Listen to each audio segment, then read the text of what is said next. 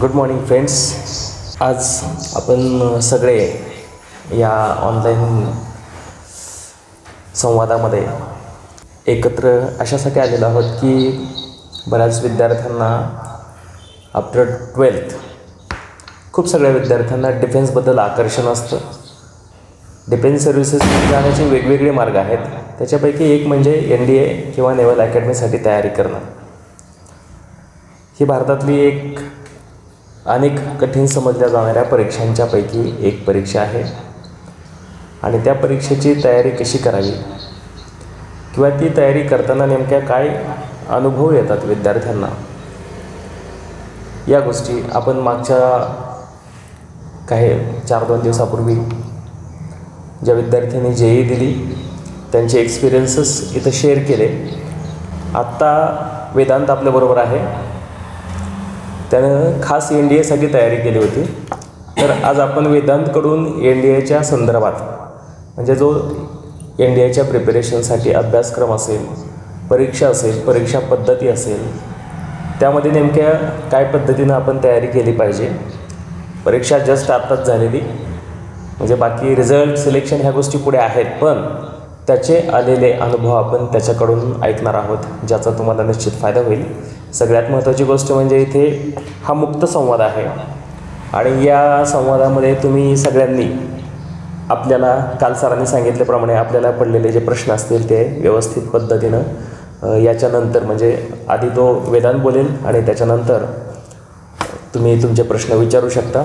मी वेदांतला request करतो की त्यानं थोडक्यात स्वतःचे इंट्रोडक्शन देऊन तू कुठे क्लासेस केले, कुठं तू प्रिपरेशन केलं, ती सगळी आधी माहिती सांग आणि त्याच्यानंतर तुझ्या अभ्यासाबद्दल माहिती सांग. Good morning my dear comrades. कशात सर्वजण. आता आपण NDA नॅशनल डिफेन्स अकॅडमी आणि नेव्हल अकॅडमी याबद्दल थोडीशी माहिती जाणून घेऊ. मी 11वी-12वीत पुणे पिंपरी चिंचवडमध्ये एका कॉलेजमध्ये होतो आणि प्रशिक्षण नावाच्या क्लासमध्ये मी ॲडमिशन घेतलं होतं आणि तिथं मी NDAची प्रिपरेशन करत होतो. सो NDAसाठी आपल्याला पहिल्यांदा सर्वात पहिली गोष्ट म्हणजे तुमचं 8th, 9th, 10th बेसिक म्हणजे एकदम बेसिक क्लिअर पाहिजेत. मॅथ्सचे जनरल अवेअरनेस पाहिजे तुम्हाला. दररोज मॅगझिन्स, न्यूजपेपर वाचता आलं पाहिजेत. इंग्लिश अत्यंत महत्त्वाचं आहे त्यासाठी. परत आणखी तुम्हाला पुढे सांगाच मी कुठले बुक्स प्रेफर केले मी वगैरे वगैरे आणखी. आणि सर्वात महत्त्वाचं म्हणजे मॅथ्स. ते जे बेसिक्स असतील 8th, 9thचे ते सर्व क्लिअर पाहिजेत पहिल्यांदा. त्याशिवाय तुम्ही NDA क्लिअर करू शकत नाही. माझं ओपिनियन असं आहे. तू कशी तयारी केली तिथं? तुझं जे रुटीन होतं अभ्यासाचं आणि पर्टिक्युलर सब्जेक्टबद्दल तू आफ्टर 10th कशा पद्धतीने तयारी केली? त्याच्या आधीचे तुझे काही लॅकोना होते का? म्हणजे 8, 9, 10चं तू आत्ता सांगितलं. मग मला असं वाटतं की तू 8वी, 9वी, 10वीत नेमकी विद्यार्थ्यांनी काय तयारी केली पाहिजे आणि त्याच्यानंतर तू 11वी आणि 12वीमध्ये काय तयारी केली हे थोडं सिक्वेन्स नाही सांग. 8वी, 9वी, 10वीत म्हणजे बेसिक अत्यंत गोष्टीच. काय विद्यार्थ्यांना आणखीसुद्धा 11वी, 12वीत गेले त्यांना आणखी मल्टिप्लिकेशन डिव्हिजनसुद्धा येत नाही. काय मी असे बरेच लोक बघितलेत त्यांना आणखी तेवढंसुद्धा येत नाही.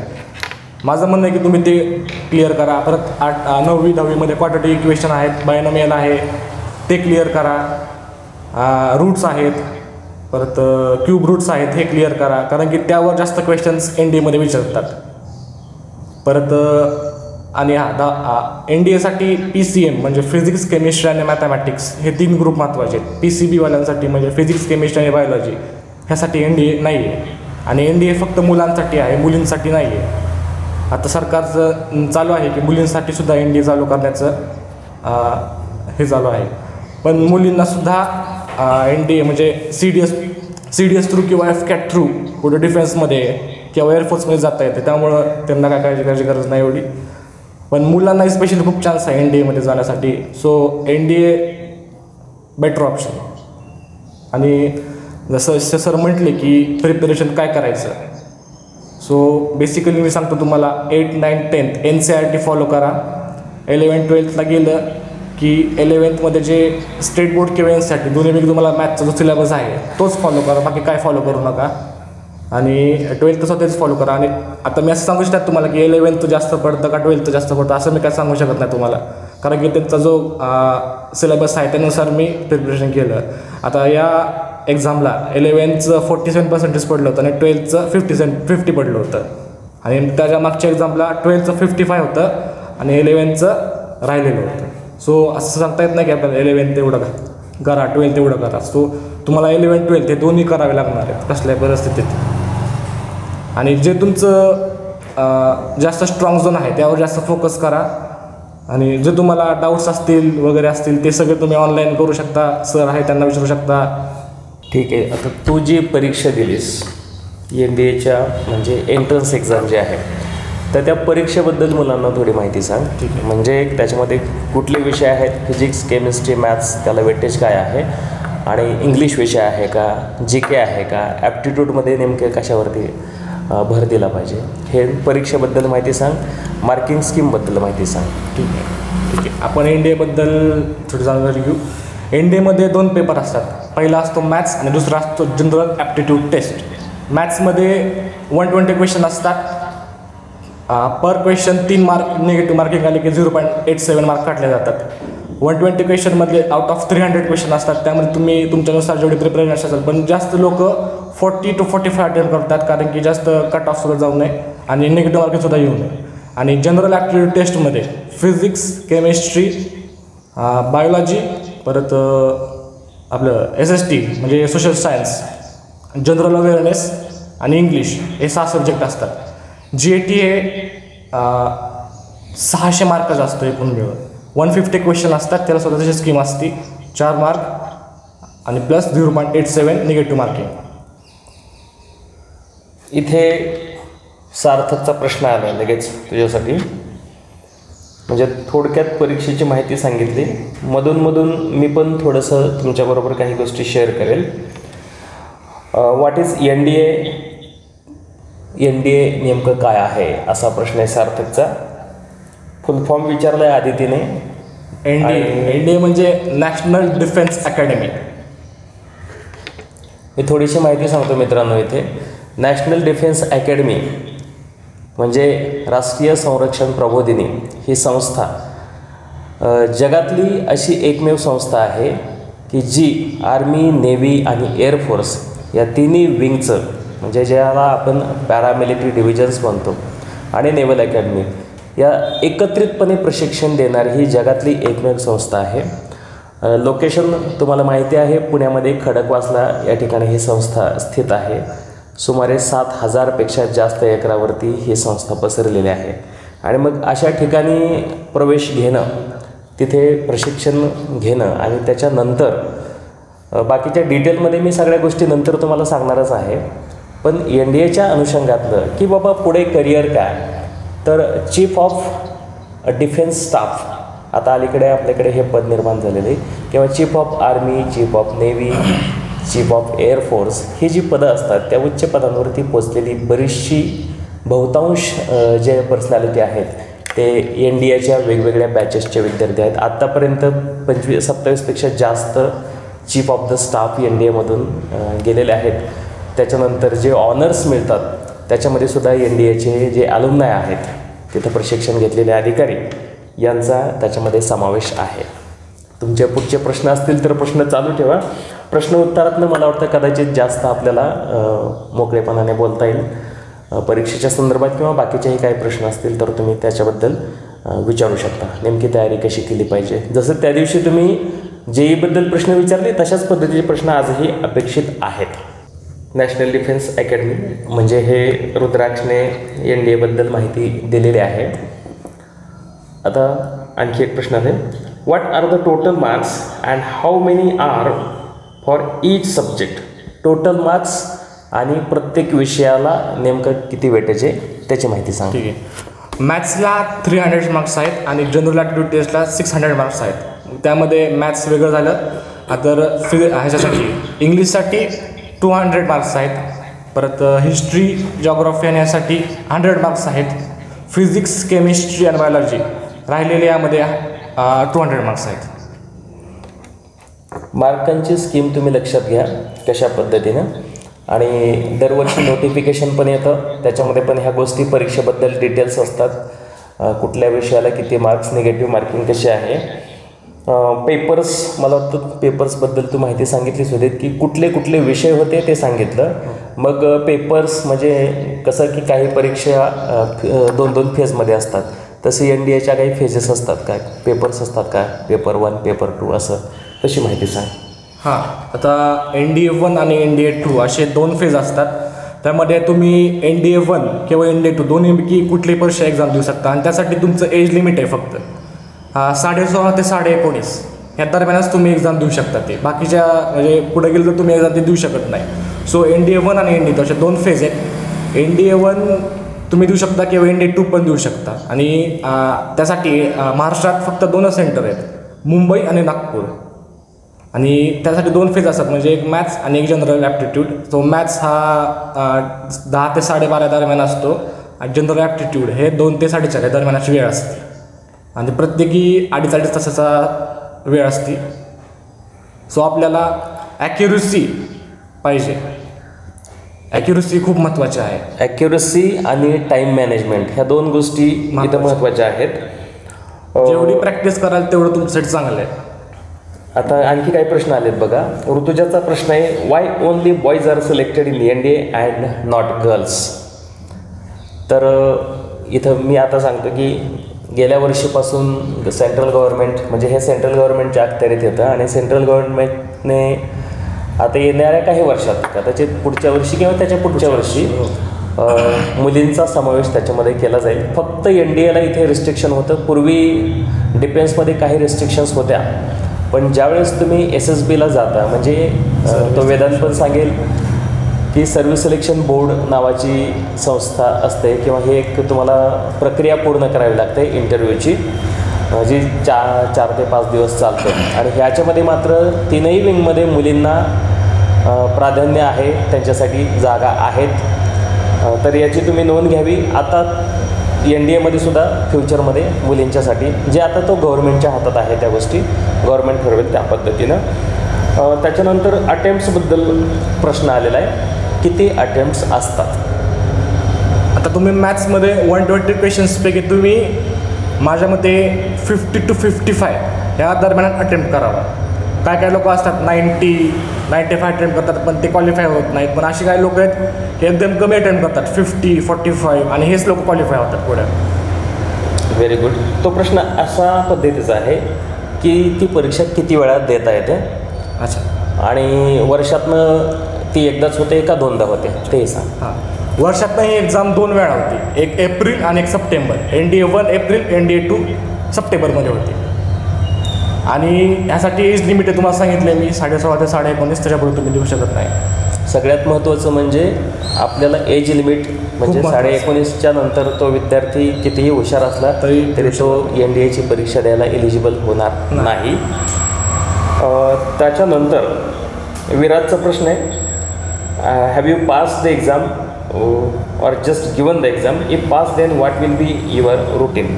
परीक्षा जस्ट विराज आत्ताच झालेली त्यांची, मागच्या मला वाटतं 6 तारखेला 6 सप्टेंबरला त्यांची परीक्षा होती आणि परीक्षेनंतर लगेचच म्हणजे त्याचा फ्रेश अनुभव तो शेअर करण्यासाठी इथं आलेला आहे. याच्यानंतर रिझल्ट होईल आणि त्याच्या पुढेचं त्याचं रुटीन असेल. पण विराजचा जो प्रश्न आहे तो लक्षात घेऊन मी तुला प्रश्न विचारतो की तो क्वालिफाय झालास त्याच्यानंतरचं तुझं रुटीन कसं असेल. मी जर क्वालिफाय झालो तर चांगलंच आहे माझ्यासाठी. जर मी जर क्वालिफाय झालो तर SSB सर्व्हिस सिलेक्शन बोर्डकडून आपल्याला ईमेल आणि कॉल दोन्ही येतो की तुम्ही क्वालिफाय झाला आहे आणि तुम्हाला ह्या टायमिंगला ह्या स्टेशनवर रिपोर्टिंग करायचं आहे. सो त्यासाठी आपल्याला जो 3 महिन्याचा गॅप असतो त्यामध्ये आपल्याला फिजिकल फिटनेस कसल्याही परिस्थितीत, पर्सनॅलिटी डेव्हलपमेंट ही 2 गोष्टी कसल्याही परिस्थितीत करायच्या म्हणजे करायच्या. आता जिथं त्यांची एक चार्ट आहे की तुमची एवढी हाईट आहे 150 सेंटीमीटर 160 सेंटीमीटर, त्यासाठी तुमचं वेट पण लागतं 60 to 70, तेवढं वेटच करायचं. त्याच्यासाठी तुम्ही SSB सर्व्हिस सिलेक्शन बोर्डला क्वालिफाय होऊ शकत नाही. आता मी थोडीशी सर्व्हिस सिलेक्शन बोर्ड याबद्दल थोडीशी माहिती देतो. SSB हा 5 दिवसाचा इंटरव्ह्यू असतो. यासाठी आपल्याला अलाहाबाद किंवा भोपाळ किंवा बेंगलोर या ठिकाणी जावं लागतं. सो ते जिकडे बोलवेल त्या महाराष्ट्रात तिथं अवेलेबल नाही आहे, सो त्यासाठी आपल्याला आउट ऑफ स्टेट जावं लागतं. आणि SSB जेव्हा तुम्ही त्याच्यावर स्टेशनवर पाऊल ठेवलं तिथनं तुमचं ऑब्झर्वेशन चालू होतं. म्हणजे तिथनं तुमची खरी टेस्ट चालू होती की तुम्ही किती एलिजिबल आहात, तुम्ही कसं मॅनेजमेंट करता. आणि SSBमध्ये सुद्धा PPD, OPP अशा अनेक प्रकारचे टेस्ट असतात की म्हणजे PPD म्हणजे तुम्हाला एक 5 वर्ड देणार, त्यावरून स्टोरी तयार करायची. परत तुम्हाला असे एक चित्र दाखवणार, त्याच्यावरून स्टोरी तयार करायची. परत तुम्हाला काही इंग्लिशमध्ये बोलायला लावणार, त्याच्यावरून स्टोरी तयार करायची. परत पर्सनॅलिटी डेव्हलपमेंट ते सांगायचं. ग्रुप टास्क तुम्ही कसं मॅनेज करताय हे सर्व सांगायचं. फिजिकल फिटनेस तुमचा कसा फिजिकल फिटनेस आहे हे सांगायचं. झालं एवढंच. ग्रुप टास्क, काही इंडिव्हिज्युअल टास्क असतात काही, आणि पर्सनल इंटरव्ह्यू असतो. सगळ्यात लास्ट म्हणजे 5वा दिवस असतो तो पर्सनल इंटरव्ह्यूसाठी असतो. त्यामध्ये रॉचे चीफ असतात, आपले NDAचे चीफ असतात, सर्वांचे चीफ असतात. त्यांच्यासमोर आपल्याला इंटरव्ह्यू द्यायचा असतो. प्रज्वलचा प्रश्न आहे बघा, मी सगळे प्रश्न सिक्वेन्सने घेतोय. प्रज्वलचा प्रश्न असा आहे, can we attempt the exam well appearing in 12th? Yes, definitely you attempt the exam appearing in 12th. कारण 12वीच्या नंतर नॉर्मली तुम्हाला हार्डली एकच वर्ष किंवा 6 महिने काही विद्यार्थ्यांच्या बाबतीत मिळतात तयारी करायला. कारण 19.5 हा क्रायटेरिया जर विचार केला तर आपल्या बर्थ डेटनुसार तुम्ही ते कॅल्क्युलेशन करू शकता. आपलं 19 वर्ष आणि 6 महिने हे वय पूर्ण व्हायच्या आतमध्ये आपण त्याला एलिजिबल असलं पाहिजे. आणि वर्षातनं 2 वेळा म्हणजे संपूर्ण SSBची मुळात ही सगळी प्रोसेस मी थोडक्यात सांगतो की UPSC कंडक्ट करतं. SSBबद्दल मी तुम्हाला परत स्वतंत्रपणे क्लासमध्ये माहिती सांगेलच 5 दिवसाचं काय रुटीन असतं. कारण सिलेक्शन सेंटर साऊथ जे आहे बेंगलोरचं, त्याचा मला 2 वेळेचा एक्सपिरियन्स आहे. 2 वेळा मी ते क्वालिफाय पण केलेलं आहे. फिजिकल टेस्ट कशा पद्धतीचे असतात, म्हणजे फिजिकली काय आपण तयारी केली पाहिजे त्याच्यामध्ये तू क्रायटेरिया सांगते. हाईट किती असावी, चेस्ट कशी असावी, किंवा व्हिजनचे क्रायटेरिया काय असतील हे थोडक्यात सांग. ठीक आहे. फिजिकल फिटनेसबद्दल मी सांगतो तुम्हाला.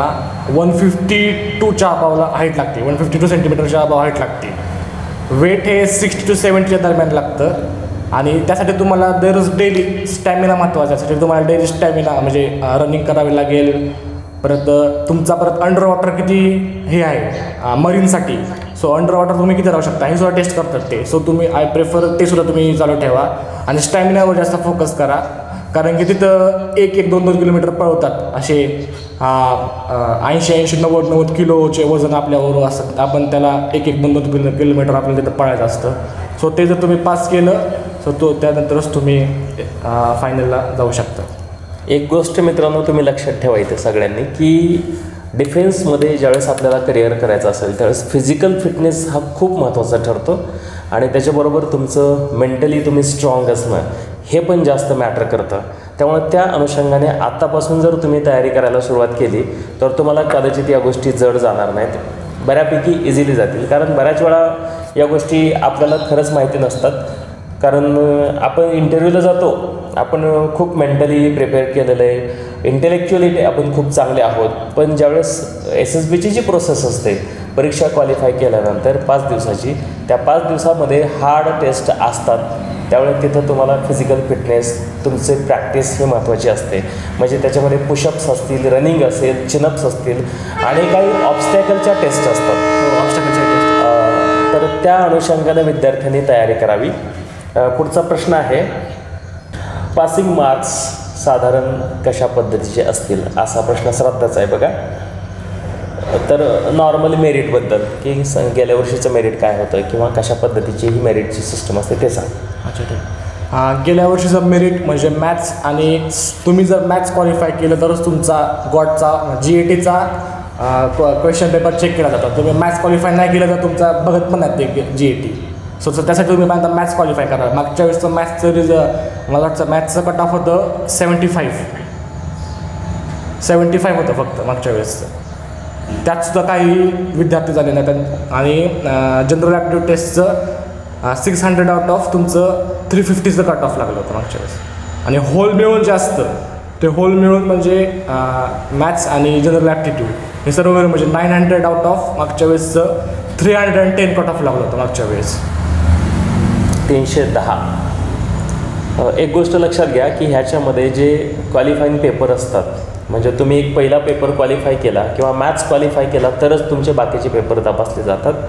UPSCमध्ये पण तसंच असतं, म्हणजे UPSCच हे सगळं कंडक्ट करतं. आता नॅशनल टेस्टिंग एजन्सीकडे काही परीक्षा गेलेल्या आहेत, तर त्याच्यामध्ये पहिले जे पेपर असतात ॲप्टीसाठीचे, तर ते क्वालिफाय तुम्ही केले तर पुढचे पेपर तुमचे इव्हॅल्युएशन होतं. ही पण बाब तुम्ही लक्षात घ्यावी.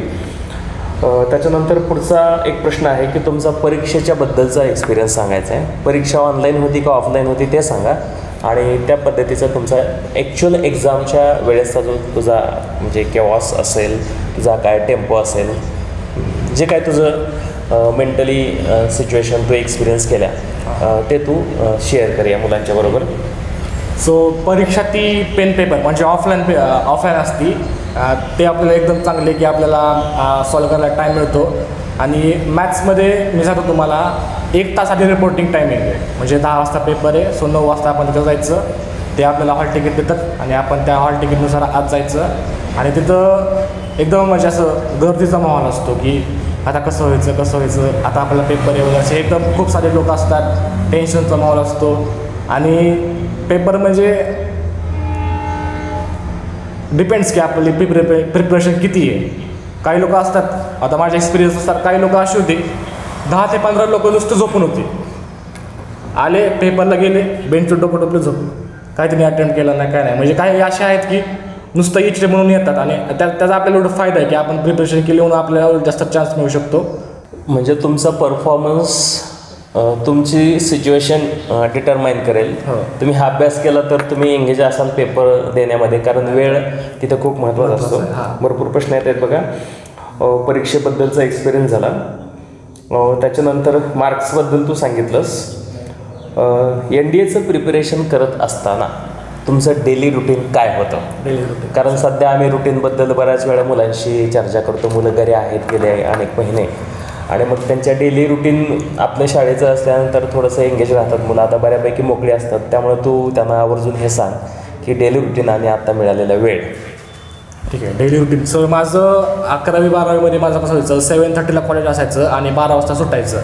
आणि नंतर 12 ते 1 या दरम्यान गॅप असायचा. आणि परत 1 ते 7 माझा क्लास असायचा. हो, त्यामध्ये 1 ते 3मध्ये NDAचं प्रिपरेशन करायचं. परत 3 ते 4 गॅप, आणि परत 4 ते 7मध्ये मी JEEचं करायचं. आणि परत 7 ते 8मध्ये गॅप घ्यायचो, आणि परत 8 ते 11 परत NDA करायचो. सो बेसिकली माझं म्हणणं आहे की तुम्ही NDAसाठी मॅथ्स, स्पेशली मॅथ्ससाठी दररोज 3 तास द्यायला पाहिजेत, स्पेशली मॅथ्ससाठी. आणि जनरल माझ्या म्हणण्याप्रमाणे जनरलमध्ये तुम्ही दररोज डेली न्यूजपेपर वाचलाच पाहिजे. वॉकॅब्युलरी वाढवलीच पाहिजे कसल्याही परिस्थितीत, कारण की पुढे ते SSBला 101% ती येते. तुम्हाला ती जेवढे तुम्ही न्यू वर्ड्स वापराल इंग्लिशसाठी तेवढे तुमचं क्वालिफिकेशन होण्याचे जास्त चान्सेस आहेत. सो आय प्रेफर तुम्ही न्यूजपेपर वाचलं पाहिजे. तुम्हाला डेली करंट अफेअर्सबद्दल माहिती पाहिजे म्हणजे पाहिजेच. सो डिफेन्सबद्दल जास्त माहिती पाहिजे. आणि तुम्ही इंग्लिश, मला वाटतं इंग्लिशवर जास्त भर द्यायला पाहिजे, कारण की आपण बी टाऊनमधले आहोत. सो बी टाऊनमधले लोकांना कसं स्टेज डेअरिंग कमी असतं, आणि तिथं SSBला गेलं की सर्वात पहिली गोष्ट स्टेज डेअरिंग, मॅनेजमेंट स्किल. कारण की आपण जर NDAमध्ये गेलो तर आपण ॲज अ सोल्जर म्हणून बाहेर पडत नाही, आपण ॲज अ लेफ्टनंट, मेजर अशी ऑनरेबल पदवी घेऊन बाहेर पडतो. आपण एका बटालियनचा हेड होतो, आपल्या अंडर सोल्जर्स असतात. सो त्यासाठी आय प्रेफर मॅनेजमेंट अत्यंत महत्त्वाचं आहे. एक जज्बा पाहिजे की सोल्जर्सला सुद्धा आपण तेवढाच जोश देता आला पाहिजे आपल्याला की हां आता आपल्याला लढायचं आहे, ठीक आहे, सिच्युएशन हँडल करता आले पाहिजे आपल्याला. मॅनेजमेंट स्किल ही खूप महत्त्वाची आहे आपल्यासाठी. पुढचा प्रश्न आहे बघा. प्रश्न भरपूर येत आहेत. डेली रुटीनबद्दल झालं. महत्त्वाचा प्रश्न आहे बघा प्रज्वलचा. What development should we do in our self for SSB interview from नाव? त्याच्यापैकी निम्म्या भागाबद्दल वेदांतनं सांगितलंच आहे. आणि मला वाटतं कदाचित मीही तुम्हाला काही वेळा ह्या गोष्टी सांगितलेल्या असतील की जसं न्यूजपेपर रिडिंग, तुमचं इंग्लिश, तुमचे कम्युनिकेशन स्किल, तुमचं डिसिजन मेकिंग पॉवर तुमच्यामध्ये डेव्हलप तुम्हाला करता आली पाहिजे. सगळ्यात महत्त्वाची गोष्ट ही आहे, you should be able to make a proper decision मेकिंगला खूप जास्त महत्त्व ह्याच्यामध्ये आहे. आणि त्याच्यानंतर इंटेलेक्च्युअलिटी, म्हणजे तुमचं मॅथ्स आणि IQच्या वेगवेगळ्या टेस्ट असतात ड्युरिंग द ट्रेनिंग आणि बिफोर द ट्रेनिंग. म्हणजे तुम्ही नुसती परीक्षा दिली मित्रांनो, आता तुम्हाला काही पर्सेंटेज म्हणजे जसं की 310 वगैरे हा परीक्षेचा कट ऑफ होता, त्याच्यानंतर तुम्ही SSBचा इंटरव्ह्यू द्यायला क्वालिफाय झालेला आहात, कदाचित त्याच्यातनं पण विद्यार्थी बाहेर पडू शकतात. असं नाही की NDAची एक्झाम क्वालिफाय झाला म्हणजे NDAला सिलेक्शन झालं. तुम्हाला SSBची खूप अवघड अशी समजली जाणारी जी आपल्या भारतातली म्हणजे सिलेक्शन क्रायटेरिया आहे तो तुम्हाला फॉलो करायचा आहे. माझ्या मते म्हणजे मला भोपाळचा किंवा इलाहाबादचा एक्सपिरियन्स नाही, मला बेंगलोरचा एक्सपिरियन्स आहे. तुम्ही जर म्हणजे लकी असाल, म्हणजे कसं मी कम्पेअर करणं म्हणत नाही मी, पण बेंगलोरचं सेंटर आहे that is one of the best. ज्याला ते सेंटर मिळते त्याला भरपूर फायदा होतो. म्हणजे बाकीचे सेंटर कसे आहेत, पण मला त्या सेंटरचा एक्सपिरियन्स नाही. पुढचा प्रश्न आहे बुक्स. NDAची तयारी करताना काही ठराविक म्हणजे कुठले बुक्स तुम्ही रेफर केले पाहिजेत त्याच्याबद्दल सांगा. ठीक आहे. मॅथ्ससाठी तुम्हाला मी सांगतो 8, 9, 10 NCERT आणि RD शर्मा 2 फॉलो करा तुम्ही. पहिलं तुम्ही एवढं क्लिअर केलं, 11, 12 तुम्हाला RC मुखर्जी केमिस्ट्रीसाठी, परत हे MC मॅग्रोहिल म्हणून एक बुक आहे NDAसाठी स्पेशली डेडिकेटेड ते, आणि माझ्या मते तरुण नायलचं एक बुक आहे NDAसाठी ते पण एक आहे. हे 2 तुम्ही बुक्स प्रेफर केले तरी यात खूप आहे. आणि ह्याच्यासाठी जनरल ॲप्टिट्यूडसाठी इंग्लिशमध्ये तुम्ही रेग्युलर इंग्लिश, न्यूजपेपर रिडिंग ते सगळं झालं. आणि ह्याच्यासाठी सोशल स्टडीजसाठी तुम्ही 8, 9, 10 स्टेट बोर्ड मी काय म्हणतो स्टेट बोर्ड हे प्रेफर करायचं. आणि फिजिक्स, केमिस्ट्री, बायोलॉजीसाठी 11, 12 NCERT फॉलो करायचं. बस एवढंच करायचं. एवढं केलं खूप आहे. ती यादीनंतर तुम्हाला मिळेलसुद्धा वेदांकडून की हे कुठले बुक्स आहेत, कुठल्या पब्लिकेशनचे आहेत. आणि जे पब्लिकेशन सांगितले हे खूप चांगली दर्जेदार पब्लिकेशन्स आहे. म्हणजे TMJ सांगितलं, टाटा मॅग्रॉ हिलसारखं पब्लिकेशन आहे. कॉम्पिटेटिव्ह एक्झामच्यामध्ये भरपूर चांगली पुस्तकं आपल्याला आणि स्टडी मटेरियल अवेलेबल आहे. स्टडी मटेरियलबद्दल त्यांना सांगितलं. त्याच्यानंतर एक प्रश्न आहे विराजचा, NDAच का चूज केलं. आमचे सगळे मुलं तुम्हाला हे प्रश्न विचारतील की तू हेच का चूज केलं, what is your inspiration. NDA मी का चूज केलं, कारण की NDAमध्ये मला पहिल्यापासूनच इंटरेस्ट होता. माझे म्हणजे पंजोबा ते सुद्धा डिफेन्समध्ये होते. सो त्यानंतर मला त्यांच्याबद्दल एवढं माहीत नाही, पण माझ्या वडिलांनी सांगितलं की एवढे असे डिफेन्समध्ये होते ते सुद्धा. मग त्यांची इच्छा होती की याने आपल्याला कोण डिफेन्समध्ये जावं. आणि माझी पहिल्यापासूनच डिफेन्समध्ये कल जास्त आहे. म्हणजे मी 8वी 9वीपासूनच डिफेन्समध्ये जास्त कल ठेवला आहे. So I prefer NDA first. आणि NDAच माझ्यासाठी सर्व काय म्हणजे आपल्याला अशा प्रकारचा वारसा असणं ही खूप चांगली गोष्ट असते. कारण मी आवर्जून इथे नमूद करू इच्छितो की ज्यावेळेस तुम्ही NDA सारख्या इन्स्टिट्यूटमध्ये प्रशिक्षणासाठी जाऊ इच्छित असता आणि तुम्ही याच्यामध्ये इंटरव्ह्यूची प्रक्रिया फॉलो करता, SSBमध्ये हे आवर्जून बघितलं जातं मित्रांनो की तुमचं फॅमिली बॅकग्राऊंडमध्ये डिफेन्सशी संबंधित कोणी व्यक्ती आहे का, तुमचे नातेवाईक असतील, आणि त्याच्याकडून तुम्हाला काय इन्स्पिरेशन मिळतं. कारण डिसिप्लिन हा खूप लाईफमध्ये महत्त्वाचा आहे. मी आवर्जून इथे नमूद करू इच्छिते की मला जो डिसिप्लिन मिळालं, मला फक्त SSBच्या इंटरव्ह्यूमुळे माझ्यामध्ये खूप जास्त गोष्टी इम्प्रूव्ह झाल्या मित्रांनो. म्हणजे तुम्ही तिथं नंतर गेला न गेला तो भाग वेगळा आहे. आणखी काही महत्त्वाचे प्रश्न. रोल मॉडेल, मला वाटतं आता सांगितलंच, आजोबा किंवा पंजोबा ज्यांच्याबद्दल त्यानं ऐकलं होतं आणि त्याच्यातून हे एक काही गोष्टी त्याच्यामध्ये फॅमिलीकडूनच आलेल्या आहेत. आता पुढचे 1-2 कंबाईन प्रश्न आहेत बघा, त्याच्या अनुषंगाने मी त्याला विचारतो. If you pass NDA exam then where do you like to go in army, navy और एअरफोर्स. हा ऐश्वर्याचा प्रश्न आहे. आणि अशाच पद्धतीचा शिवनचा पण प्रश्न आहे, which work you do in army. म्हणजे एकतर आर्मीमध्ये जाल, नेव्हीमध्ये जाल की एअरफोर्समध्ये जाल, तुम्हाला सिलेक्शन झालं तर, आणि त्याच्यानंतर की तुम्ही नेमकं तिथे गेल्यानंतर काय प्रकारचं म्हणजे सर्व कराल, अशा अनुषंगाने तो प्रश्न आलेला आहे. म्हणजे तुझा प्रेफरन्स कशाला असेल. अच्छा ठीक आहे. माझा प्रेफरन्स आर्मीसाठी आहे.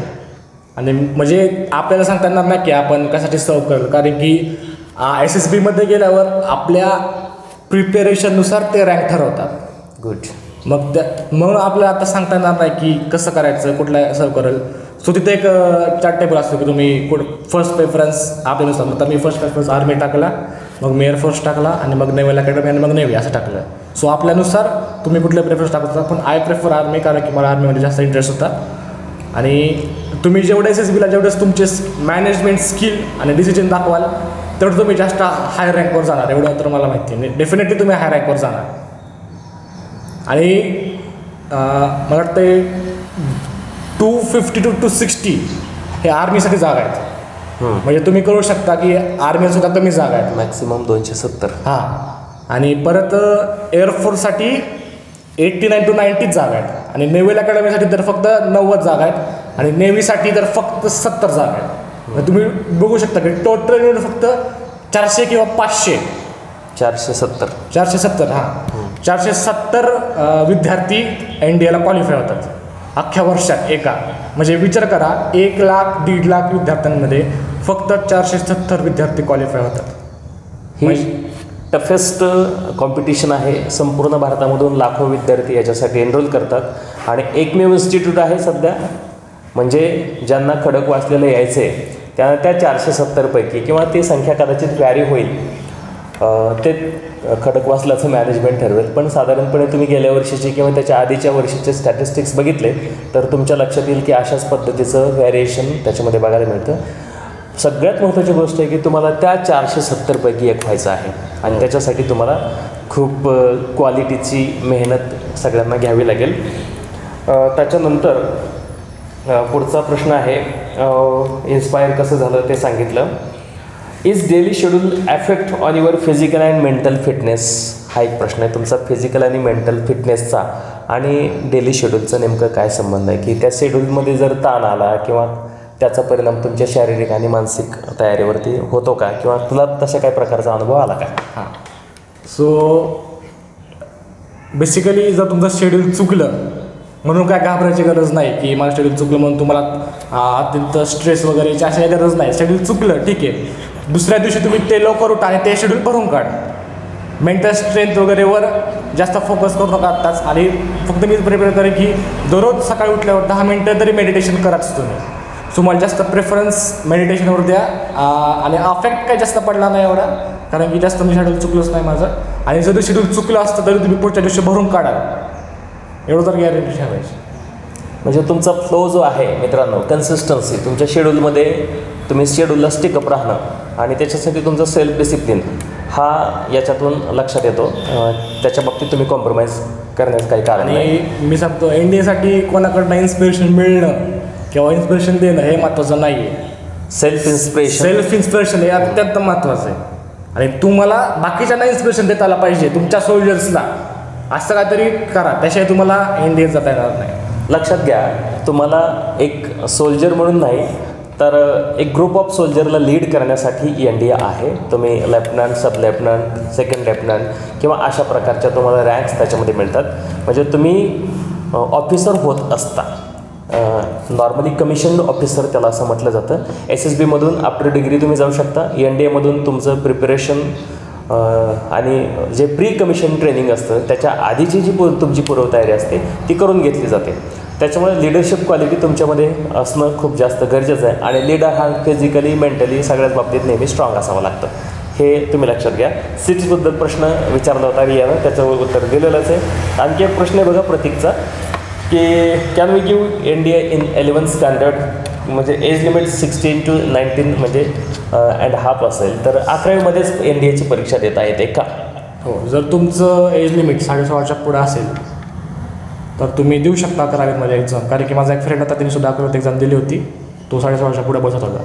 सो तुम्ही 16.5च्या पुढे असलं तर तुम्ही देऊ शकता एक्झाम. म्हणजे 16.5 वर्ष पूर्ण असतील आणि तुम्ही ती परीक्षा 11वीमध्ये प्रवेश घेतलेला असताना देऊ शकता. म्हणजे तुम्हाला इथे मल्टिपल ऑप्शन्स येतात. म्हणजे ह्या अटेम्प्टमध्ये नाही क्वालिफाय झाला तर तो कदाचित पुढच्या अटेम्प्टमध्ये क्वालिफाय होऊ शकेल. मॅक्सिमम तुम्हाला 4 अटेम्प्ट मिळतील. 16.5 ते 19.5 दरम्यान 4 अटेम्प्टमध्ये क्लिअर झालं पाहिजे. माझं असं ऑब्झर्वेशन आहे आपल्या भागातलं की मुलं ही परीक्षा 12वीच्या नंतरच द्यायला प्रेफर करतात बघा.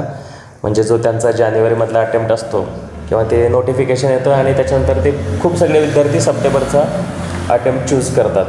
तर काही हरकत नाही मुलांना, तुम्ही जर पहिल्यापासून तयारी करत असाल तर तुम्ही हे मल्टिपल अटेम्प्ट्स त्याचा बेनिफिट घेऊ शकता. बऱ्याच विद्यार्थ्यांना ह्या गोष्टी माहिती नसतात. म्हणून ह्याच्यातला जो विद्यार्थी हे एक्सपिरियन्स करतो आहे त्याच्याकडून ह्या गोष्टी जाणून घेणं जास्त आणि संयुक्तिक ठरतं. आणखी एक प्रश्न आहे, how many student select in NDA? ते पण सांगितलं प्राजक्ता की टोटल 470च्या आसपास सीट्स आहेत.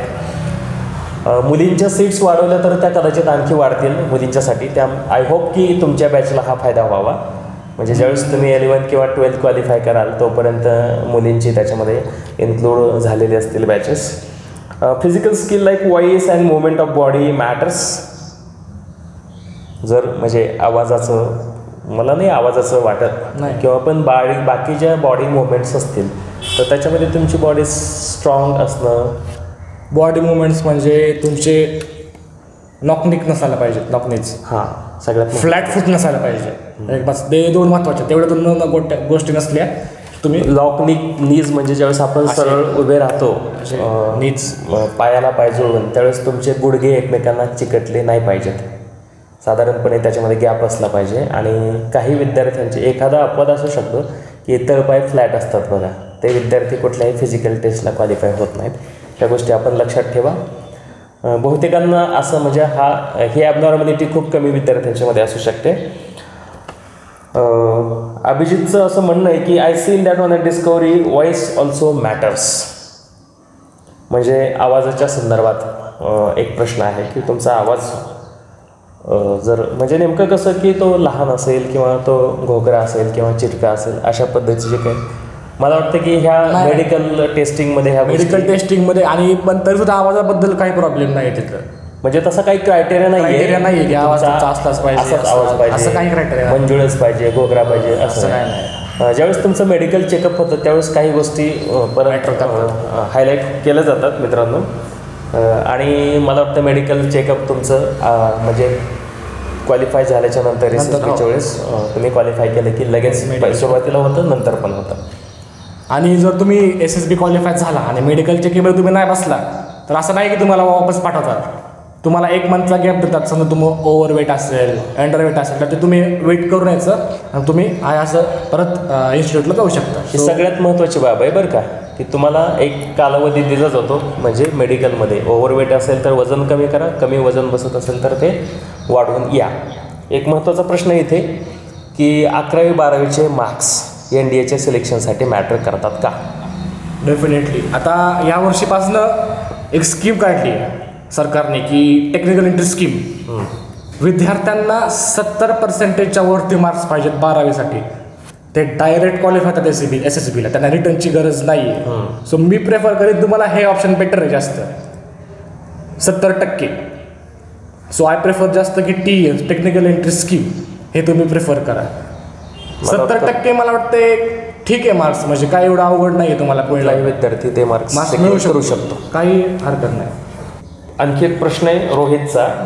NDAची जी एक्झाम असते त्याच्यामध्ये जे सिलेक्शनचा क्रायटेरिया असतो तो पर्सेंटेजवर असतो का पर्सेंटाईलवरती असतो? पर्सेंटेजवर असतो. पर्सेंटाईलचा यात संबंध काही फक्त पर्सेंटाईल फक्त JEEसाठी आहे. IITमध्ये फक्त पर्सेंटाईल वापरलं जातं. सगळ्याच परीक्षांमध्ये पर्सेंटाईल असतं IITमध्ये बरं का. म्हणजे JEEला पण असतं. पुढे तुम्ही जामसाठी गेलात त्यासुद्धा तिथे सुद्धा पर्सेंटाईलच असतं. आणखी जर कुणाचा एखादा प्रश्न असेल आणि तो मी इथं काउंट केलेला आहे त्याला तो प्रश्न रिपीट करावा प्लीज, मी रिक्वेस्ट करतो. कारण भरपूर प्रश्न मध्येच आलेले होते. त्याच्यानंतर स्टडी मटेरियलबद्दल झालं. आपण आता पुढच्या प्रश्नाकडे बोलूया. Which inspiration you give students which are fail in their attempts? जर एखादा विद्यार्थी अटेम्प्टमध्ये जर फेल झाला तर त्याला तुम्ही काय प्रेरणा द्याल? आता अजून मला वाटतं मला याचाच पहिला अटेम्प्ट आहे. कधी दिला तुम्ही ह्याच्या आधी? नाही, मी ह्याच्या एक अटेम्प्ट दिला आहे, त्यात सुद्धा मी फेल झालो आहे, बसलो नाही. आणि असं नाही की फेल झालं म्हणून तुम्ही बसा. माझा एक फ्रेंड आहे, किस्सा सांगतो तुम्हाला. माझा एक फ्रेंड आहे, तो फ्रेंड 7 वेळा फेल झाला आहे. 7 वेळा फेल झाला आहे तो. 8व्या अटेम्प्टला तो बसला आहे. म्हणजे विचार केला त्याने किती मेहनत घेतली असं त्याच्यावर. त्याच्याकडे किती पेशन्स आहेत की आपण फेल झालो आहे म्हणून आपण मागं नाही व्हायचं. 7 वेळा फेल होऊन सुद्धा तो 8व्या अटेम्प्टला बसला आहे. विचार करा. आय प्रेफर की तुम्ही पेशन्स ठेवा, कन्सिस्टन्सी ठेवा तुमचं होऊन जाईल, काही हरकत नाही. पेशन्स आणि कन्सिस्टन्सी सगळ्यात महत्त्वाची. ह्या अनुषंगाने मी पण एक किस्सा सांगू इच्छितो की मी ज्यावेळेस इंडियन नेव्हीसाठी SSBला क्वालिफाय झालो होतो, म्हणजे मला नंतर म्हणजे रेकमेंडेशन मिळालं नाही, तर त्यावेळेस आमच्याच बॅचमध्ये म्हणजे सिलेक्शन सेंटरला साऊथला मला वाटतं 30th काहीतरी ती बॅच होती, माझ्या लक्षात नाही बॅच नंबर. तर त्या बॅचमध्ये इंडियन नेव्हीचे ॲडमिरल त्यावेळेस सुरेश मेहता होते आणि योगायोगाने सुरेश मेहता नावाचाच आंध्र प्रदेशमधला मे बी विशाखापट्टणम वगैरे भागातला एक विद्यार्थी होता, कॅडेट होता, त्याचं पण नाव सुरेश मेहताच होतं. तो 13व्या वेळेला आलेला होता मित्रांनो SSBचा इंटरव्ह्यू द्यायला. 13th अटेम्प्ट होता आणि त्याच्यातले 6-7 अटेम्प्ट तर त्यानं बेंगलोरमध्येच त्यानं दिलेले होते. म्हणजे आमच्या सगळ्यांच्यामध्येच सगळ्यात जास्त एक्सपिरियन्सवाला तो विद्यार्थी होता. त्याच्यानंतरच्या बॅचला त्याचं सिलेक्शन झालं वगैरे असं, म्हणजे माझा काय आता संपर्क नाही त्या आमच्या कॅडेटबरोबर, पण पेशन्स आहेत आणि 13 वेळ विद्यार्थी देऊ शकतात अटेम्प्ट्स. म्हणजे हे कधी आफ्टर डिग्री, म्हणजे तुम्हाला ग्रॅज्युएशन कंप्लीट केलं, त्याच्यामध्ये काही विषय असतात physics, chemistry, mathematics, statics, stat किंवा इलेक्ट्रॉनिक्ससारखे हे ग्रुपचे विषय असावेत, किंवा BA नंतर आणि काही क्रायटेरिया आहेत तुम्हाला, आणि इंजिनिअरिंग नंतर तुम्हाला SSBचे खूप सगळे वेगवेगळे केडेट्स आहेत, त्याच्यासाठी तुम्हाला प्रिपरेशन आणि इंटरव्ह्यू देता येतो. हां, मी सांगतो की सर बोलले तसे नेव्हीनुसार आपल्याला नेव्हीमध्ये ना JEE मेन्स थ्रू जाता येतं. JEE मेन्सच्या पर्सेंटेज मला मागच्या JEE मेन्स चेहरा मी रिकमेंडेड जातो नेव्हीसाठी, हे मला पण माहीत नव्हतं, नंतर कळलं मला की JEE मेन्स नेव्हीसाठी मी रिकमेंडेड आहे, पण काहीतरी कारणास्तव मी जाऊ शकत नाही तिकडं आणि मला इच्छा आहे नाही नेव्हीमध्ये जायची. सो आय प्रिफर मी तिकडे गेलो नाही आणि हे घरच्या कोणाला माहीत नाही, सो तुम्ही सांगू नका.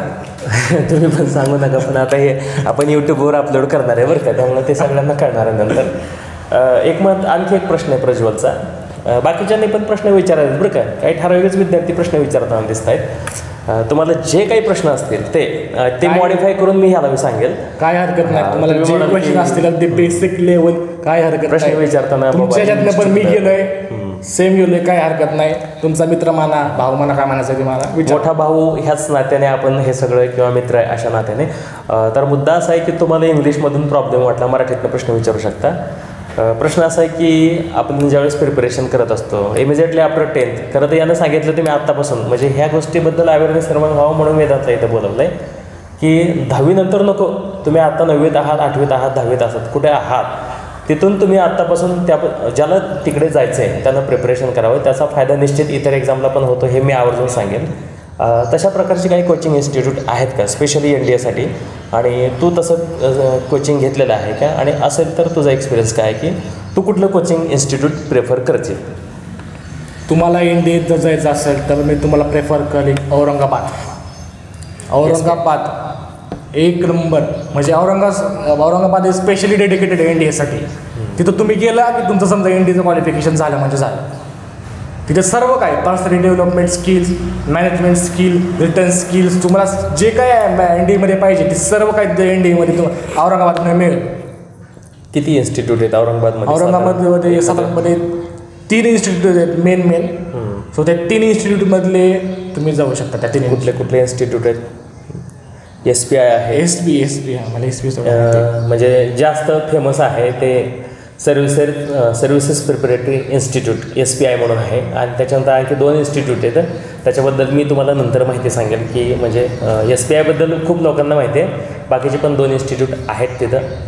तर औरंगाबाद इज बेस्ट. आपल्यातली बहुतांश मुलं आणि ज्यांचं डिफेन्स बॅकग्राऊंड आहे ती सगळी मुलं तिथे असतात प्रिपरेशनसाठी. आणि मी सांगितलं 10thला 95-94 पर्सेंटेज असे तुम्ही पाडा तर तुम्हाला कुठं रेकमेंडेड होईल तिकडे.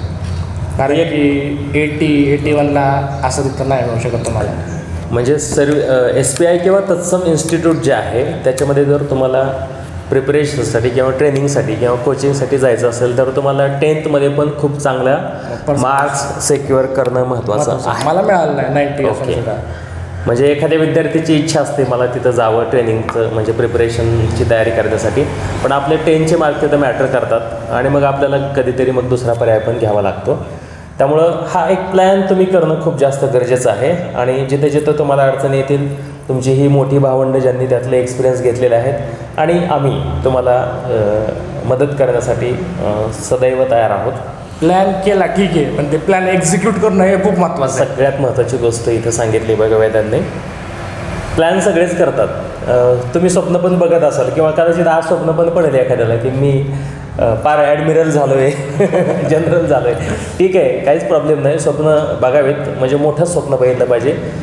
हे अब्दुल कलाम सरांनी पण सांगितलेलं आहे. स्वप्न बघण्यात कंजूशी कशाला करायला पाहिजे, पण स्वप्न बघत असताना त्याच्यासाठी ते स्वप्न साकारण्यासाठी कठोर मेहनत करण्याची आपली तयारी पाहिजे. नाही तर मी ते ॲक्च्युलीची गोष्ट आम्ही सांगत असतो वर्गात, तसं व्हायला नको.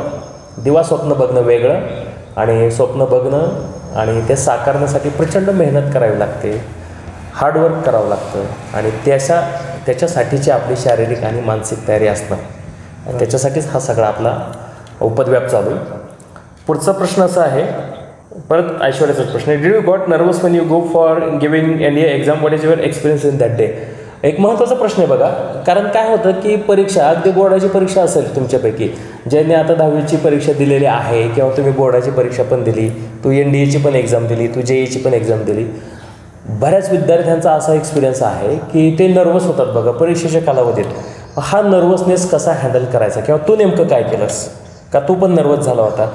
जर तू झाला असशील तर तू नेमकं काय केलं बाबा, हे ह्या मुलांना सांग की आपण नर्वसनेस कसा हँडल करावा. हां, सो NDA 2साठी जो माझा फर्स्ट अटेम्प्ट होता तो माझा मुंबईमध्ये होता.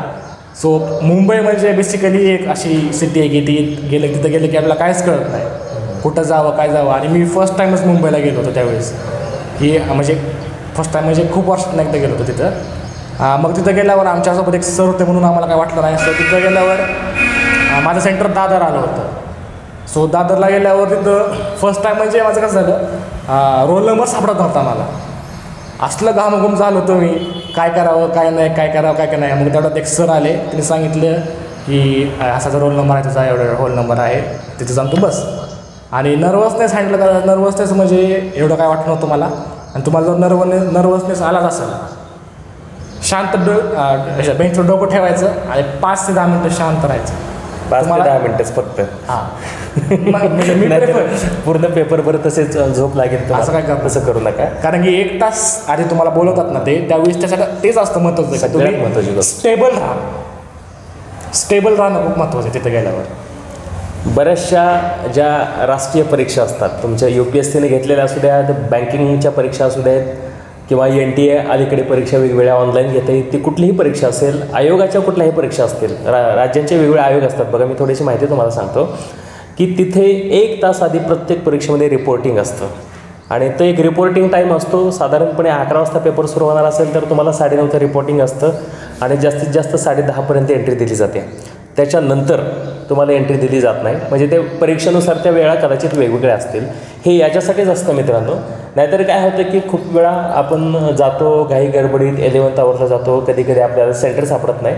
म्हणजे इथं होणारे गोंधळ जे आहेत, सेंटर न सापडणं, सेंटर सापडलं तर ब्लॉक न सापडणं, ब्लॉक सापडला तर चुकीच्याच नंबरवर जाऊन बसणं. म्हणजे मी एकदा चुकीच्या नंबरवर बसलो होतो जाऊन, पण ते बघितल्यानंतर अरे अच्छा हा आपला नंबर मॅच होत नाही, मग उठून दुसरीकडे बसावं लागलं. तर मग ह्याच्यामध्ये आपली मेंटली आपण खूप अनस्टेबल होण्याची शक्यता असते. तर मुळातच ह्या सगळ्या तुमचे जे प्रॉब्लेम्स असतात ना, त्याच्यासाठी त्या परीक्षा सेंटर असेल किंवा संबंधित परीक्षा घेणारी जी यंत्रणा एजन्सी असेल ना, यांनी तिथं व्यवस्था केलेली असते. तुम्हाला मदत करायला गेटपासून माणसं असतात. त्यामुळे तुम्ही तिथं आपल्याला समजा कन्फ्युजन झालं कुठल्याही परीक्षेच्या बाबतीत तर तिथं संबंधित यंत्रणेशी संपर्क साधणं, त्यांच्याशी कन्सल्ट करणं. बाकी आपण जास्त डोकं चालवायला गेलो तर कधी कधी नवीन असतं ना, म्हणून तुम्हाला कदाचित तुमच्या हायस्कूलमध्ये आता सध्या इथे जेऊरमधले विद्यार्थी आहेत तर तुम्हाला इथं काहीच अडचण येणार नाही, कारण तुमची शाळा आहे, तुमचं सेंटर आहे, सगळं तुम्हालाच. पण तुम्ही जर पुण्यात गेलात तर तुमचं कन्फ्युजन होऊ शकतं. त्यामुळे आपण तिथल्या कन्फ्युजन होण्याचे चान्सेस असतील.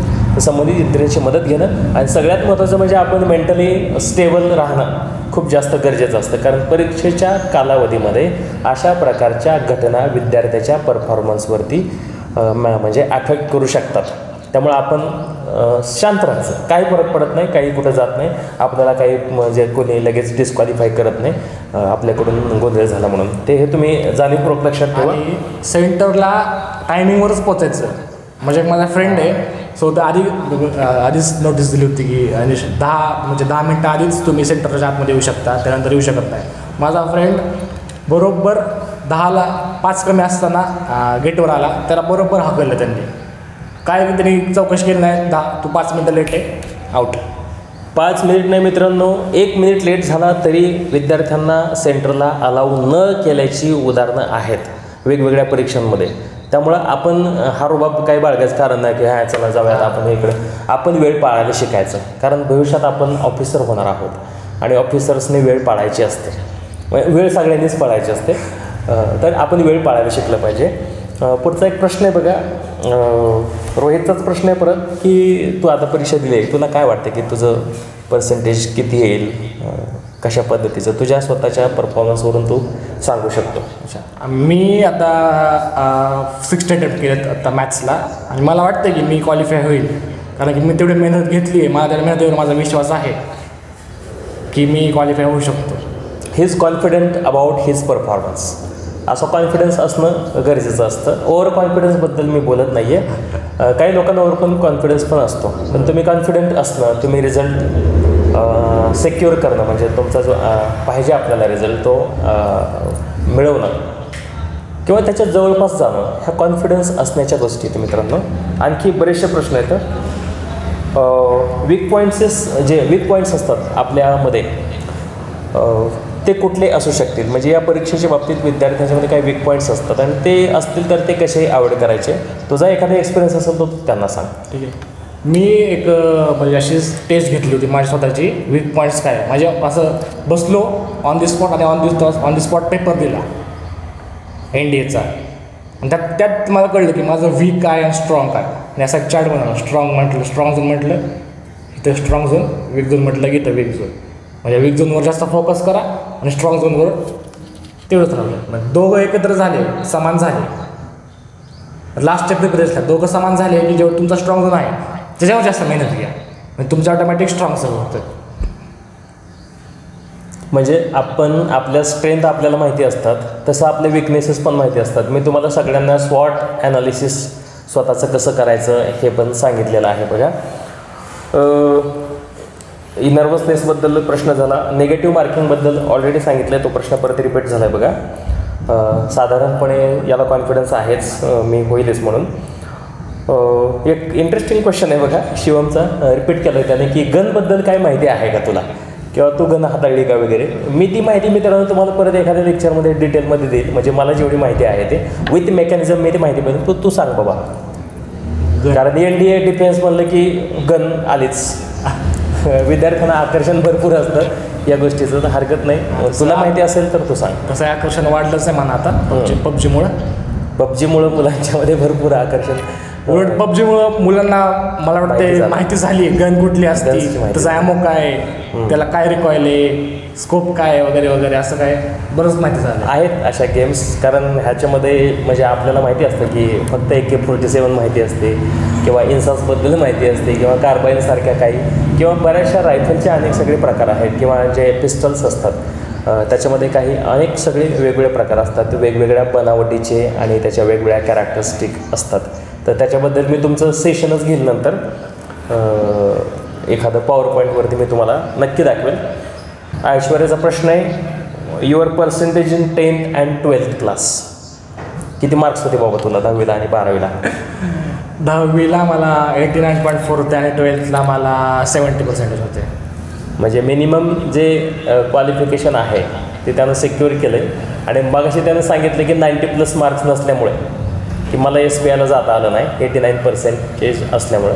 त्यामुळे आपल्याला ठराविक म्हणजे सर्व्हिसेस किंवा करिअरचे ऑप्शन विद्यार्थ्यांना निवडायचे असतात ना, त्यावेळेस काही ठिकाणी आपलं ओव्हरऑल पर्सेंटेजसुद्धा मॅटर करतात. ही जाणीव तुम्ही लक्षात ठेवा. त्याच्यामुळं आपण तुमच्या ओव्हरऑल डेव्हलपमेंट तुमची जी आहे, सर्वांगीण विकास तुमच्या पर्सनॅलिटीचा तो करत असताना आपण आपल्या स्टडीमध्ये एक्सलन्स कसा येईल याच्याकडे आपला लक्ष देण्यावरती जास्त कटाक्ष असतो, आणि त्या पद्धतीनं तुम्हीही तयारी करणं आवश्यक ठरतं. 2-3 प्रश्न आलेले आहेत बघा. प्राजक्ताचा प्रश्न आहे, do you inspired any movie for NDA? एखादा मूवी तू पाहिला आणि त्यामुळे इन्स्पिरेशन मिळालं का तुला, असा प्रश्न आहे प्राजक्ताचा. मूवी तशी मूवी म्हटलं की आता इन्स्पिरेशन म्हण उरी मूवी बघितली, इन्स्पायर झाला, असं पण काय झालं. पण उरी बेसिकली उरी हा मूवी बऱ्याच विद्यार्थ्यांच्यामध्ये हे एक इन्स्पिरेशन देणारा ठरला. आपण इथे सामूहिक मुलांना दाखवलेला पण होता, किंवा ती मांडणी असते चित्रपटाचा डायरेक्टर जो असेल किंवा त्या बाकीच्या टेक्निकल बाबी पिक्चरमधल्या, किती इफेक्टिव्ह तो पिक्चर.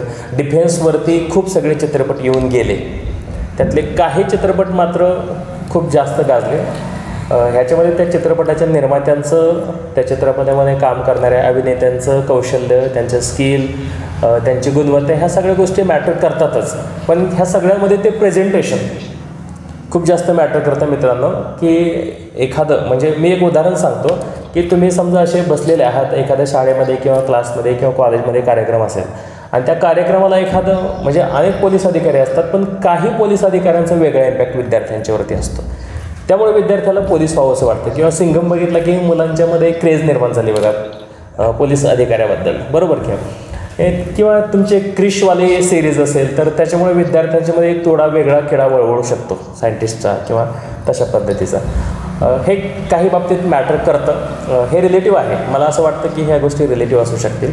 एखाद्याला पिक्चर बघायची सवयच नसते, एखाद्याला खूप सगळे पिक्चर बघतो तो, आणि तो रोज पिक्चर बघतो आणि रोज कॅरेक्टर वेगळं त्याच्यामध्ये तयार होऊ शकतं. या पण गोष्टी आहेत मित्रांनो, की आपण एक विजिगीषू वृत्ती असते बघा, की मला हेच करायचं आहे किंवा मला हे जिंकायचंच आहे, अशा प्रकारची. आणि मग ते ठरवलेलंच असेल तुम्ही तर तुम्ही क्वालिफाय होऊ शकता का, अशा प्रकारचा प्रश्न आहे. डेफिनेटली तुम्ही ते करायचं म्हटलं करायचं आहे, तुम्ही क्वालिफाय होऊ शकता. आता माझाच किस्सा सांगतो तुम्हाला. माझ्या घरच्यांनी म्हणजे मला खूप वेळा म्हणजे असं बोलणं झालं की तू NDA झाला नाहीच तर मी तर एकच म्हणायचं, तुम्ही नाही झाला तर म्हणूच नका ना, झाला तर म्हणा ना. नाही झालं तर मग नाही झालं, मग मी सांगितलं मी नाही झालं तर मी NDAच करणार कसल्याही परिस्थितीत. हे अटेम्प्ट जर नाही झालं तरी मला 10+2 म्हणजे डिग्री घेण्यासाठी 20 ते 24 वर्षापर्यंत पुढची एक्झाम आहे, CDS नावाची, सेंट्रल डिफेन्स. त्या थ्रू सुद्धा तुम्हाला NDA जाता येते. सो तुम्ही असं घेऊ बघा 19 वर्ष झाले म्हणून तुम्ही NDA देऊ शकत नाही. CDS नावाची पण पुढे एक्झाम आहे, ती तुम्ही देऊ शकता. SSB आहे, FCAT आहे, काही वेगवेगळे ऑप्शन्स आहेत. म्हणजे 19.5 इयर झालं आणि अनफॉर्च्युनेटली विद्यार्थी डिस्क्वालिफाय झाला तर त्यानं काही म्हणजे असं नाराज व्हायचं, नर्वस व्हायचं, निराश व्हायचं काहीच कारण नाही. त्याच्या पुढे त्याला खूप सगळे चान्सेस आहेत त्या डिफेन्समध्ये करिअरसाठी. त्याच्याबद्दल पण डिटेलमध्ये परत तुम्हाला सांगितलं जाईल. How many years take to become the NDA officer. मित्रांनो, इथे NDA ऑफिसरसाठी लायक उमेदवार बनवतं. तिथे ते ऑफिसरसाठी जे बेसिक ट्रेनिंग असतं ते NDAमध्ये दिलं जातं. पण साधारणपणे NDAची एक्झाम क्वालिफाय केल्याच्या नंतर कमिशन्ड ऑफिसर बनायचं असेल तर, म्हणजे आर्मी, नेव्ही किंवा एअरफोर्समध्ये, तर साधारण किती वर्षाचा कालावधी लागतो असा त्याचा प्रश्न आहे. तुम्ही रिटर्न एक्झाम केली, SSB क्वालिफाय झालं तर तुम्हाला NDA एक अशी दुनिया आहे जे बाहेर तुम्हाला मिळेल ते सगळं आतमध्ये मिळेल. म्हणजे तुम्ही तुमची बाहेरची डिग्री BSc कुठली बाहेरची जी डिग्री आहे ती NDAमध्ये आहे. तो तुमची डिग्री आणि NDAचा एक फायदा असा आहे की शिकत कमवू शकता तुम्ही तिथं. म्हणजे एक महिना झाला एवढं तुम्हाला कमिशन देतात ती, आणि त्या कमवता ते एक मला खूप आवडतं की शिकत तुम्ही कमवू शकता. आणि 4 वर्षाचं म्हणजे तिची नॉर्मल डिग्री जशी असते तशीच तिथं 4 नॉर्मल डिग्री होती. एवढंच फरक आहे की आपण तिथं ती डिग्री NDA इन्स्टिट्यूटमधून घेतो आणि ॲज अ ऑफिसर परत आणि NDAमध्ये एक वाक्य आहे की आम्ही भरताना मुलं भरतो आणि परत बाहेर काढताना मेन बाहेर काढतो. MEN main. इथे एक गोष्ट मी टेक्निकल बाब आहे ती, नॅशनल डिफेन्स अकॅडमीचं ॲफिलिएशन आहे जवाहरलाल नेहरू युनिव्हर्सिटी न्यू दिल्ली. म्हणजे जवाहरलाल नेहरू विद्यापीठ जे आहे त्याला ॲफिलिएशन आहे, त्याच्याशी संलग्न ही संस्था आहे. आणि तिथं तुम्हाला BA किंवा BSc दोन्ही तुम्हाला प्रेफरन्सवरती तुम्हाला डिग्री मिळतात. त्याच्यामध्ये फिजिक्स आहे, केमिस्ट्री आहे, मॅथ्स आहे आणि कम्प्युटर सायन्स ह्या डिग्र्या त्याच्यामध्ये मिळतात. आणि BAमध्ये सुद्धा तुम्हाला इंग्लिश, इकॉनॉमिक्स, पॉलिटिकल सायन्स अशा विषयांचे साधारणतः 3 ते 4 वर्षांचा कालावधी सगळ्या ट्रेनिंग धरून आहे. म्हणजे तुम्हाला ग्रॅज्युएशन त्याच्यामध्ये कंप्लीट होतं आणि ग्रॅज्युएशनबरोबर जे तुम्हाला म्हणजे डिफेन्ससाठीचं ट्रेनिंग असेल बेसिक ते त्याच्यामध्ये दिलं जातं. त्याच्यानंतर एक महत्त्वाचा प्रश्न आहे बघा, सार्थकचा तो प्रश्न असा होता की त्याच्याकडून स्पेलिंग मिस्टेक झाली होती टाईप करताना. स्पोर्टचा मॅटर त्यानं विचारला की what is the role of sport. मग NDAमध्ये स्पोर्ट्सचा काय फायदा होतो का? स्पोर्ट्सचा फायदा म्हणजे डेफिनेटली खूप फायदा. तुम्ही इंडियन इन्स्टिट्यूटमध्ये गेला तर तिथं स्पेशली डेडिकेटेड स्पोर्ट्स आहेत. तुम्ही एवढा वेळ स्पोर्ट्स खेळलाच पाहिजे, 3 ते 4 तास. कुठला तुम्हाला स्पोर्ट असेल, फुटबॉल, क्रिकेट, व्हॉलीबॉल, हँडबॉल, जो स्पोर्ट्स तुम्हाला आवडेल तिथं खेळायचा. कंपल्सरी खेळणं म्हणजे खेळलंच पाहिजे. आणि तुमच्याकडं स्टेट किंवा नॅशनल सर्टिफिकेट आहे, डेफिनेटली तुमचा त्याचा फायदा आहे.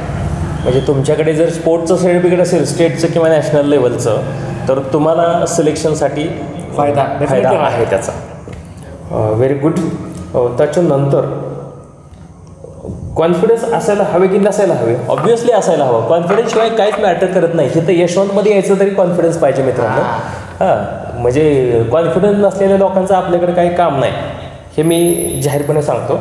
आणि नसेल तर तो आपण बिल्ड करू शकतो, हे पण मी सांगतो. Science is only for army. तर मी आत्ताच सांगितलं की सायन्स किंवा तुम्हाला आर्ट्सची म्हणजे BA किंवा BSCची डिग्री मिळते आणि BSc इन कम्प्युटर सायन्स अशी पण डिग्री मिळते. तुम्हाला तिथं तुमचं मेरिट आणि तुमचे प्रेफरन्सेस याच्यानंतर सिलेक्शन झालं तर या गोष्टी ठरू शकतात. तुम्ही समजा जर तुम्ही सायन्स नाही घेतलं, 11th 12th कॉमर्स घेतलं, तरी जो तुम्ही NDA देऊ शकता. पण तुमचा सब्जेक्ट कॉमर्सला मॅथ्स पाहिजे. कॉमर्स असेल सुद्धा तुम्हाला मॅथ्सचा सब्जेक्ट असला तर तुम्ही NDA देऊ शकता, काही हरकत नाही. कॉमर्स विथ मॅथ्स असं. Commerce with maths. आर्ट्समध्ये पण मॅथ्स असतं बरं का मित्रांनो. आर्ट्स तुम्हाला जे 11वी 12वीला मॅथ्स आहे तो आर्ट्समध्ये पण विषय आहे आणि त्याच्यातून मग तुम्हाला डिफेन्सकडे जाता येतं. एक प्रश्न आहे तो रिपीट झाला आहे पण मी परत सांगतो की स्कोरिंग सब्जेक्ट NDAच्या परीक्षेसाठी कुठला? Scoring subject. आता स्कोरिंग सब्जेक्ट जसं सांगू शकत नाही. जर तुम्ही मॅथ्स जर चेक केला तरच तुमचा जनरल पुढचा चेक होणार. सो तुम्हाला मॅथ्सचं क्वालिफाय करावंच लागणार आहे. ऑब्व्हियसली मॅथ्स कंपल्सरी आहे. मॅथ्स कंपल्सरी आहे आणि त्याच्यामधूनच तुम्हाला स्कोरिंग होऊ शकतं. पण इथे काय असतं, मला असं वाटतं की त्याच्यामध्ये तुम्हाला सगळे हेड्स आहेत, म्हणजे तुम्हाला सगळ्याच विषयांमध्ये क्वालिफिकेशन घ्यावं लागेल. की असं नाही की तुम्हाला मॅथ्सला खूप जास्त मार्क पडले आणि FTला मार्क 0 पडले तर नाही. तर सगळ्या विषयांमध्ये तुम्हाला मिनिमम क्वालिफाईंग मार्क्स घ्यावे लागतात. आणि मग त्याच्यानंतर तुमचा जो स्ट्रेंथ असेल त्या विषयामध्ये तुम्ही जास्त स्कोरिंग करू शकता. हे लक्षात घ्यायचं, कारण स्पर्धा परीक्षांमध्ये अमुक विषयामध्ये खूप जास्त स्कोरिंग होतं मग मी सिलेक्शन होईल असं नाही. तुम्हाला सगळीकडे चांगला परफॉर्मन्स दाखवावा लागतो. आणखी काही प्रश्न आहे बघा. विराजचे प्रश्नावर प्रश्न येत आहेत. प्रज्वलचा प्रश्न होता की if we are attempting exam in 11th or 12th what will be the portion, will it be same to everyone? Yes, obviously same, सगळ्यांना सेम पोर्शन. सगळ्या भारत सिलेबस म्हणजे परीक्षा एकच असते, ती एकदाच होते आणि त्याच्यामुळे संपूर्ण भारतातल्या विद्यार्थ्यांच्यासाठी हा सिलेबस सेम असतो. फक्त एक गोष्ट आहे की फिजिकल क्रायटेरिया जो आहे फिटनेसचा, त्याच्यामध्ये ऑल ओव्हर इंडिया आणि जे मला वाटतं तिबेटियन किंवा कुठले अंदमान निकोबार वगैरे किंवा नॉर्थ ईस्टमधले काही गोरखालँड वगैरे काही भाग आहे की तिथल्यांच्यासाठी हाईटचा क्रायटेरिया थोडासा म्हणजे तिथं रिलॅक्सेशन आहे. फिजिकल जे फिटनेसचे जे क्रायटेरिया आहेत त्याच्यामध्ये थोडंसं रिलॅक्सेशन असतं. बाकी सिलेबस मात्र परीक्षेचा सगळ्यांना सेम असतो. त्याच्यानंतर तुझ्या ह्या सगळ्या प्रोसेसमध्ये तुझ्या फॅमिलीचा काय रोल आहे असा ऐश्वर्याचा प्रश्न आहे. आणि त्याच्याच अनुषंगाने दुसरा एक प्रश्न आहे प्रतीकचा की NDAचीच तयारी करायची हे तू कधी ठरवलं? अच्छा, बेसिकली 10th नंतर मी एका इन्स्टिट्यूटमध्ये गेलो होतो आणि तिथे त्यांची एक ॲप्टिट्यूड टेस्ट झाली की तुझा कल कुठल्या भागात जास्त आहे.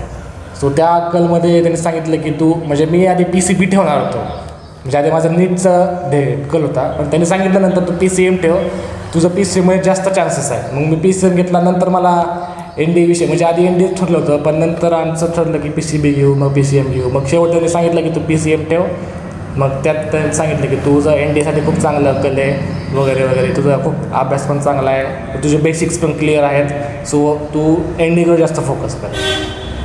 त्यामुळं म्हणजे आपला ॲप्टिट्यूड किंवा आपला कल आपल्याला कळला पाहिजे. आणि जर तसं नसेल काही विद्यार्थ्यांच्यामध्ये कन्फ्युजन होण्याची शक्यता असते, तर मेंटरकडून आपण ह्या गोष्टी क्लेरिफाय करून घेणं आणि अलीकडच्या काळामध्ये वेगवेगळ्या ॲप्टिट्यूड टेस्ट आहेत.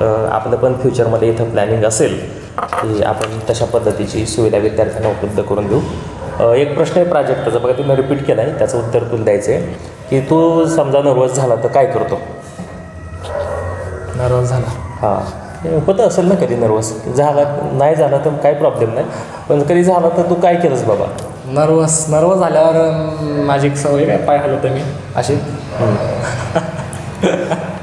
नर्वस झाल्यावर फर्स्ट ऑफ ऑल नाही, मी सांगितलं तुम्हाला 5 ते 10 मिनटं तुम्ही डोकं शांत ठेवायचं, काय असेल ते असेल, पुढं काय चालू दे नका चालू दे, तुम्ही डोळे शांत म्हणजे शांत राहायला पाहिजे, कसलाही विचार करायचा नाही, काही नाही, निवांत बसायचं आपलं, आपण तुझं गव्हर्नन्स झालं. नर्वसनेस हँडल करण्याचे साधं सिम्पल टेक्निक त्यांना सांगितलं आणि जे कॉमन आहे, म्हणजे मी पण तुम्हाला हे गोष्ट रिवाईज करून सांगते की ज्यावेळेस आपल्याला असं वाटेल, होतं आपण पॅनिक होतो, नर्वस होतो, एकदम आपली अशी दोलायमान अवस्था होते बघा, कधी कधी काहीच कळत नाही, एकदम अभ्यासच करावा असं वाटत नाही, काही म्हणजे एकदमच वेगळंच वाटतं. असं वाटेल त्यावेळेस तुम्ही शांत बसा, काही मिनिटं शांत बसा पूर्ण, आणि तुम्ही तुमच्या श्वासावरती लक्ष केंद्रित करा. तुम्ही आपोआप मेडिटेशन करायला लागाल आणि हळूहळू तुम्ही नॉर्मल स्टेजमध्ये येऊ शकता. नर्वसनेस हँडल करायचा सगळ्यात चांगला उपाय तो आहे. काही लोकांच्या फॅन्टसीज पण असू शकतात की असं झालं की मी तसं करतो वगैरे, ह्या वेगळ्या गोष्टी आहेत. मी सायकॅट्रिक नाही, त्याच्यामुळे मी याच्याबद्दल जास्त खोलात बोलणं योग्य नाही.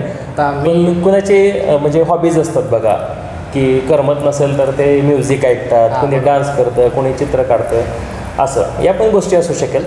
पण तुम्ही थोडंसं स्वतःला स्टेबल करणं गरजेचं आहे. मला जर अभ्यास करायची इच्छा नसली तर मी स्वतः गाणं ऐकत बसतो, अर्धा 15 मिनटं 20 मिनटं अभ्यास आवाज म्हणतो, ते आधीपासूनच सवय ही गाणे ऐकत. श्रेयसचा एक प्रश्न आहे बघा, तो काय आहे, if our rifle shooting is best. हे 2-3 विद्यार्थी आहेत की ते स्पोर्टमध्ये आणि शूटिंगमध्ये त्यांचं म्हणजे चांगलं त्यांनी आत्तापर्यंत परफॉर्मन्स दिलेला आहे. म्हणजे सार्थकचा मगाचा प्रश्न होता किंवा श्रेयसचा होता की रायफल शूटिंग वगैरे ह्या मुलांनी केलेलं आहे, जर ते बेस्ट असेल तर त्याचा फायदा होतो का? हो, मग डेफिनेटली स्नायपर मॅन तुम्ही ॲज अ डबल फायदा होईल. डायरेक्ट तुम्ही स्नायपर मॅन म्हणून जाऊ शकता. आणि सगळ्यात महत्त्वाचे स्नायपर मॅन, तुम्ही पिक्चरमध्ये बघितलेलं असतं बघा, अलीकडच्या काळामध्ये खूप सगळ्या पिक्चरमध्ये स्नायपर्स दाखवलेले असतात, प्रोफेशनल स्नायपर्स असतात, आणि डिफेन्समध्ये पण स्नायपर्सचा रोल खूप महत्त्वाचा ठरतो. इथं तुम्हाला डबल फायदा येईल, एक तर तुमचं रायफल शूटिंग चांगलं असेल आणि प्लस रायफल शूटिंगमुळे तुम्हाला जर स्पोर्टचे सर्टिफिकेट मिळालेले असतील तर ते मॅटर करतील.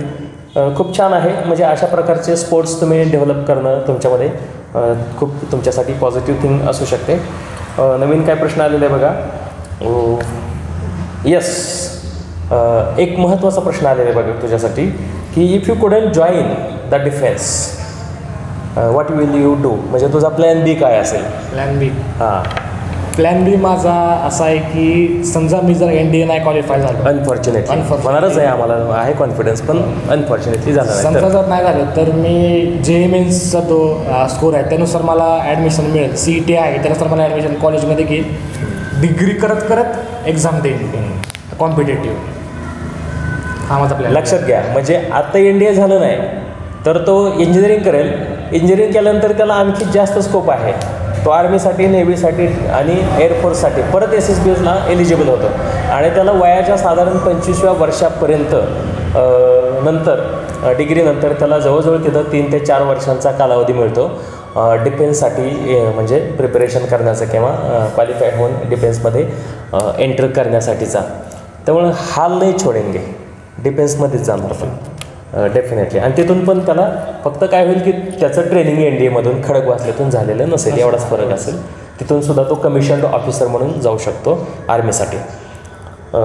त्याच्यानंतर तेच श्रेयसकडे ते आहे, कारण सार्थकच्या पप्पांनी आम्हाला सांगितलं होतं ही मुलं 2-3 करतायत त्याच्यामध्ये, म्हणून मी तो प्रश्न विचारला. Suppose the higher post officer is coming to meet with you and you have to ask some question to him, what would you ask to him as Indian soldier. असा प्रश्न आहे विराटचा की हायर रँकवाला ऑफिसर तुम्हाला भेटायला आलेला आहे आणि मग तुम्हाला प्रश्न विचारायचे असतील, being a Indian soldier higher रँकवाल्या ऑफिसरला तुम्ही काय प्रश्न विचाराल, असा प्रश्न आहे विराटचा. प्रश्न काय विचारा ते आपल्यावर म्हणजे त्या व्यक्तीवरती डिपेंड depend करेल. की आपल्याला काय विचारायचं आहे नेमकी. मी ह्याच्यात थोडं म्हणजे मॉडिफाय करतो की तू आहेस किंवा तुमच्यापैकी कोणाचाही तू प्रतिनिधी असेल तर तुझ्या मनात काय क्वेश्चन्स असतील किंवा एक ॲज अ स्टुडंट आहे. इथे 2 प्रकारे हा प्रश्न विचारला जाऊ शकतो विराज. ॲज अ स्टुडंट किंवा ॲज अ NDA ॲस्पिरंट आणि ॲज अ कॉमन मॅन. प्रश्नाचा रोग कदाचित वेगळा असू शकेल. मी जनरल घेतो हा क्वेश्चन की एक सिनियर ऑफिशियल असतील तर त्यांना ॲज अ स्टुडंट तू काय प्रश्न विचारशील. म्हणजे करिअरबद्दल विचारायचं त्याला काय कसं काय बरं चाललं असं नाही. ते डेफिनेटली की असं नाही विचारायचं की hi sir how are you असं काय विचारू नका सर. तिथं म्हणायचं की सगळ्यात पहिल्यांदा रिस्पेक्ट काय असेल ती सरांनी ऑनरेबल सर वगैरे वगैरे ते जे आहे ते रिस्पेक्ट देऊन तुम्ही त्यांना विचारता की मला अशी अशी अडचण आहे sir due to some reasons मी काही येऊ शकत नाही काळासाठी किंवा मला अशा अशा घरचेचा प्रॉब्लेम आहे सर मला या गोष्टीमध्ये अडचण येते सो तुम्ही मला यामध्ये हेल्प करा. असं सगळ्यात महत्त्वाचे बाब इथं आहे की डिफेन्समध्ये डिसिप्लिन आणि सिनियरला रिस्पेक्ट देणं महत्त्वाचं. प्रचंड आणि तो दिला पाहिजे. आपल्यापेक्षा हायर ऑफिशियल्स असतील म्हणजे ते रँकने असतील एक्सपिरियन्सने असतील वाटेवर सिनियरला सगळीकडेच रिस्पेक्ट द्यावा लागतो आणि तो दिला पाहिजे. डिफेन्समध्ये ही गोष्ट फार कटाक्षाने आणि पाळली जाते. सॉरी आणि तुम्ही रिस्पेक्ट दिलीच पाहिजे कारण की NDAमध्ये सगळ्यात पहिली असते रॅगिंग. खूप रॅगिंग करतात सिनियर्स आणि तुमचे पेशन्स बघतात की तुम्ही तिथं ते काय करताय. उद्देश तो आहे की तुमचं पेशन्स बघणं. रॅगिंग खूप करतात. पेशन्स खूप महत्त्वाचे आहेत त्यासाठी. आणखी 2-3 प्रश्न आलेत. रियाचा प्रश्न आहे त्याच्यानंतर मी शिवमचा प्रश्न घेतो. What will be your contribution to the country after you become army किंवा म्हणजे डिफेन्स सेक्टरमध्ये. आता आर्मीचंच तुझं जायचं आर्मी ऑफिसर झाला तर तुझं कॉन्ट्रीब्युशन काय असेल असा रियाचा प्रश्न आहे. कॉन्ट्रीब्युशन म्हणजे आता मी काय ऑफिसर झालो आहे स्वतः इंडियासाठी सर्व करतो आहे. म्हणजे एक ऑफिसरचं किंवा डिफेन्समधल्या कुठल्याही डिफेन्स ऑफिशियलचं संपूर्ण लाईफ त्यानं देशासाठी समर्पित केलेलं असतं. मित्रांनो तुम्ही सोल्जरचं ट्रेनिंग घेतलं किंवा कुठल्याही ऑफिसरचं ट्रेनिंग घेतलं तुम्हाला ओथ असते शपथ घ्यावी लागते आणि सगळेजण त्या शपथ घेतलेली असते त्याच्यानुसारच पुढचं कर्म करतात. त्यामुळं लाईफ नेशनला समर्पित केलेलं आहे अशाच प्रकारची ती ओथ असते. आणि जर तुम्ही इंडियामध्ये म्हणजे ह्याच्या डिफेन्समध्ये गेला तर तुमची पहिली प्रायोरिटी असणार आहे कंट्री आणि मग तुमची फॅमिली. एवढं लक्षात ठेवायचं. Nation first. सगळ्यात पहिला नेशन आणि मग तुमची फॅमिली त्याच्यानंतर फॅमिली. ही अतिशय महत्त्वाची गोष्ट आहे. याची तुम्हाला म्हणजे जाणीव असावी कारण NDAचं मोटो जे आहे का नाही तेच सेवा परमो धर्म असं आहे. बरोबर ना. हो. सेवा परमो धर्म. तर त्यामुळे आपल्याला पहिल्यांदा सर्व करायचं नेशनला. ही बाब आपल्या मनामध्ये काय प्रॅक्टिकल होणं जास्त गरजेचं आहे इमोशनलपेक्षा. येस प्रॅक्टिकल खूप गरजेचं आहे. त्याच्यानंतर which day will your best and unbelievable day in your life असा शिवमचा प्रश्न आहे.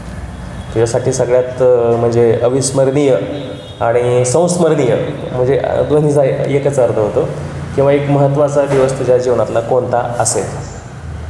जेव्हा माझा फर्स्ट डे असेल NDA इन्स्टिट्यूट खडकवासलेला तो मला सर्वात अविस्मरणीय अनबिलिव्हेबल सगळ्यात तो मला आवडतं. नाही मला तुझ्या ह्याच्यात थोडं मॉडिफिकेशन करावं वाटतं. म्हणजे तो डेफिनेटली कारण ॲज अ NDA ॲस्पिरंट तुझं सिलेक्शन होणं आणि तुझा खडकवासल्यामध्ये पहिला दिवस तो नक्कीच अनबिलिव्हेबल असेल. पण मला वाटतं की त्याच्यापेक्षा तुझा जो पासिंग आउट परेडचा दिवस असेल ना तो जास्त संस्मरणीय असायला पाहिजे असं मला वाटतं. ते तर आहेच. दरवर्षी एकच तुकडी बाहेर पडते आणि साधारण जानेवारीमध्ये सगळ्या न्यूजपेपरमध्ये पहिल्या पानावरती मित्रांनो ही बातमी असते की ते पासिंग आउट परेडची. ते सगळे त्यांच्या कॅप्स वगैरे त्यांनी हवेत उडवलेले असतात. खूप छान चित्र असतं आणि हे वर्षातनं एकदाच असतं. तर तुमच्यापैकी जे ॲस्पिरंट्स असतील I should be one day I should be the part of that picture, part of that photograph. ही तुमच्यामध्ये तुम्ही एक काय म्हणूयात आशा किंवा तो कॉन्फिडन्स किंवा हे स्वतःला इन्स्पिरेशन तुम्ही देऊ शकता अशा पद्धतीचं. आणि तोच दिवस तुमच्यातला खूप महत्त्वाचा, तुमचं लाईफ पूर्णपणे काय म्हणतात टर्न करणारा, चेंज करणारा असा दिवस तो असू शकतो. पुढचा प्रश्न आहे, can NDA officers become IAS? अनिरुद्धचा प्रश्न आहे. IAS ते होऊ शकतात का? नाही, तुम्ही एकदा ऑफिसर झाला म्हणून तुम्ही IAS होऊ शकत नाही. IASची संपूर्ण प्रक्रिया मित्रांनो वेगळी आहे.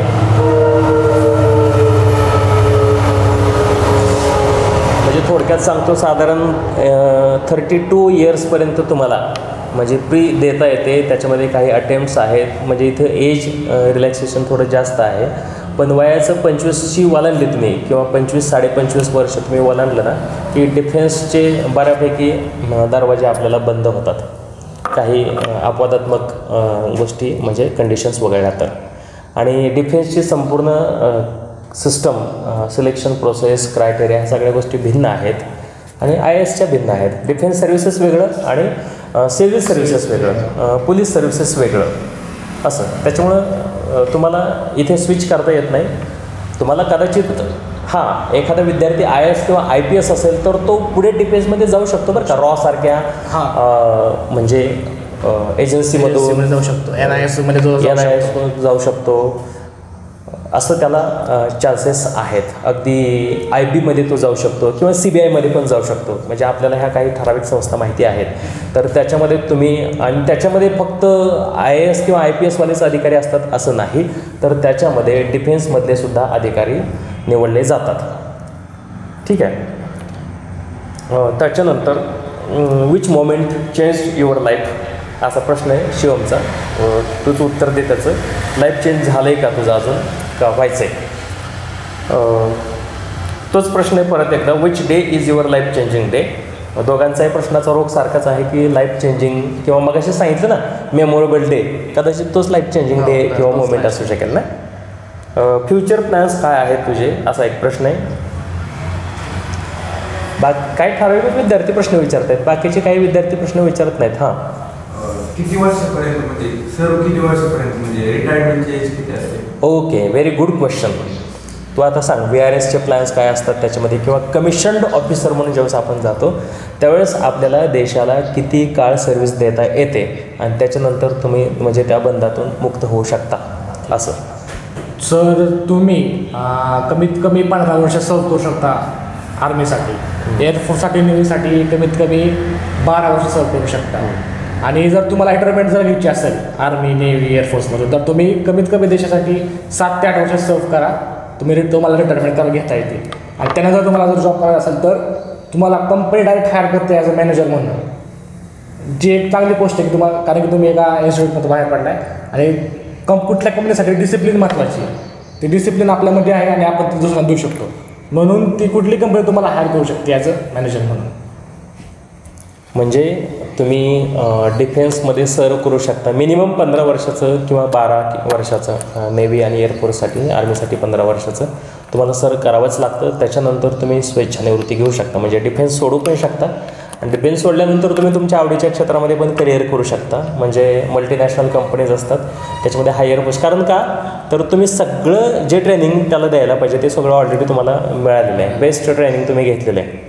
त्याच्यामुळे तुम्हाला अगदी तुम्ही टीचर पण होऊ शकता. म्हणजे व्हेरियस ऑप्शन्स तुम्हाला त्याच्यानंतर अदर दॅन डिफेन्समध्ये ट्रेनिंग घेतलं, डिफेन्समध्ये सर्व केलं, अवेलेबल असतात. आपण ते शोधले पाहिजेत पर्याय, आपण त्याची माहिती पण करून घेतली पाहिजे. हा ऐश्वर्याचा प्रश्न आहे, what is your reaction if you got the news you are selected in NDA? आनंदच वाटेल. आनंद म्हणजे आनंदच खूप म्हणजे मागाशी त्यानं सांगितलं ना माझा की पहिला दिवस म्हणजे तो मेमोरेबल मोमेंट असेल त्याच्या लाईफमधला. तो कदाचित पहिला मेमोरेबल मोमेंट असू शकेल किंवा याच्या आधीचे काय असतील तर माहीत नाही, पण तो एक महत्त्वाचा मोमेंट असेल. Which post you got after joining the army? एक महत्त्वाचा प्रश्न आहे की तुम्ही ट्रेनिंग पूर्ण केलं, NDA सिलेक्शन झालं, ट्रेनिंग पण झाली की तुला माहिती असेलच ना, तू माहिती करून घेतलेली असेल की तुला कुठलं ट्रेनिंग कंप्लीट केल्यानंतर तुला कुठली पोस्ट मिळणार.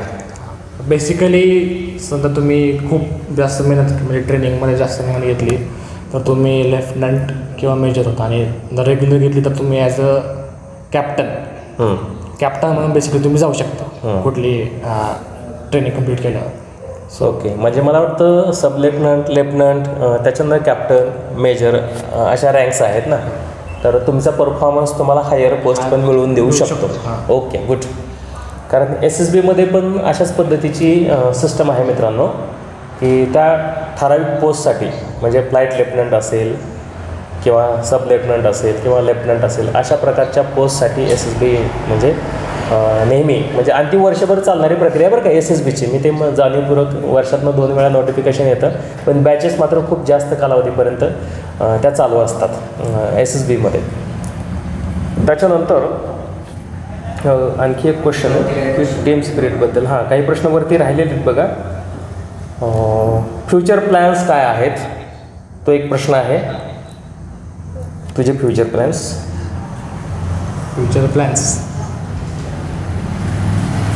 काय आहेत आता? म्हणजे हाच प्लॅन आहे ना, हाच plan आहे. NDA साठी प्रिपरेशन करणं, क्वालिफाय होणं, सिलेक्शन होणं, ट्रेनिंग कंप्लीट करणं आणि कमिशन घेऊन कमिशन ऑफिसर बनणं आणि नेशनला सर्व करणं, हा त्याचा फ्युचर प्लॅन आहे. आणि जर तो वर्क नाही झाला तर तो प्लॅन B होता, ते पण मगाशी त्यानं सांगितलेलं आहे. त्याच्यानंतर कुठलं बरं, कोणाचा क्वेश्चन आहे? Okay, I will check. हो. When you decided NDA career and why, म्हणजे वेनचं तर त्याने मगाशी थोडं उत्तर दिलंच आहे, व्हाय तू एकदा परत वेन आणि व्हायचं उत्तर दे. अच्छा, 10th नंतर बेसिकली मी NDA करिअर चूज केलं की मला NDA करायचं आहे. आणि व्हाय का केलं, कारण की मला त्यामध्ये आधीपासूनच इंटरेस्ट आहे NDAमध्ये, की NDAच करायचं आहे मला. आणि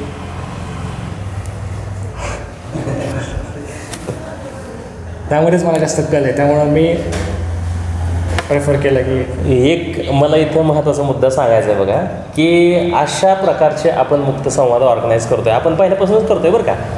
हे पहिल्या बॅचचे विद्यार्थी याच्या आधी पण येऊन गेलेले आहेत.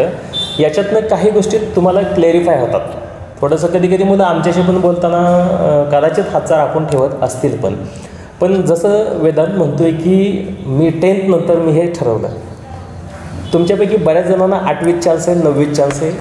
आणि you are at the beginning. आपण अजूनही बिगिनिंगच म्हणूया, जरी सप्टेंबर चालू असला तरी लॉकडाऊनमुळं, की तुम्ही बऱ्यापैकी एका चांगल्या तुमच्याकडे टाईम स्पॅन मोठा आहे तयारी करण्यासाठी. मला उलट आता कळतंय की NDA काय आहे, ते आम्हाला आधी NDA वगैरे काय माहीत नव्हतं ना. सगळ्यात महत्त्वाची गोष्ट आहे 10वीत NDA किंवा NDAचा फुल फॉर्म माहीत होणं आणि 8वीतच त्याच्याबद्दल माहीत होणं. 7,000 एकर एवढ्या विस्तीर्ण प्रदेशावरती हे जगातलं एकमेव इन्स्टिट्यूट आहे जिथं 3ही विंगचं प्रशिक्षण दिलं जातं.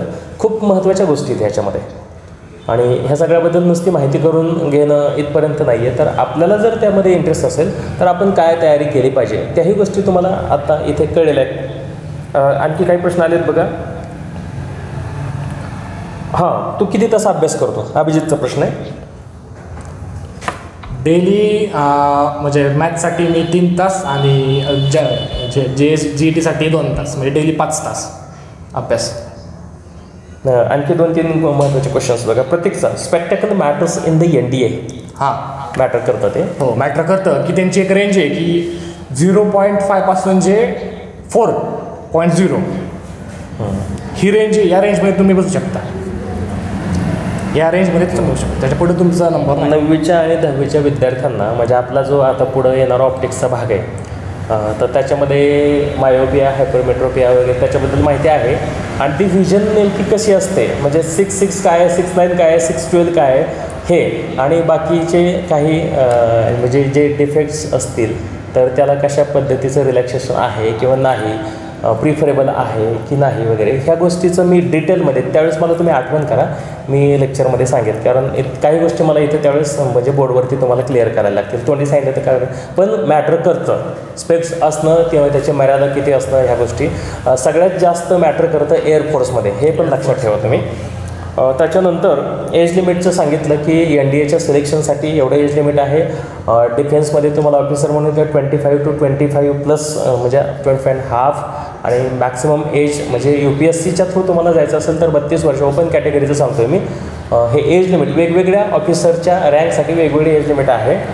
हा प्रश्न होता रियाचा, त्याला एक उत्तर दिलं आपण. त्याच्यानंतर परत प्रश्न आहे ऐश्वर्याचा की if student had injury when he was small does it matter in the NDA qualification.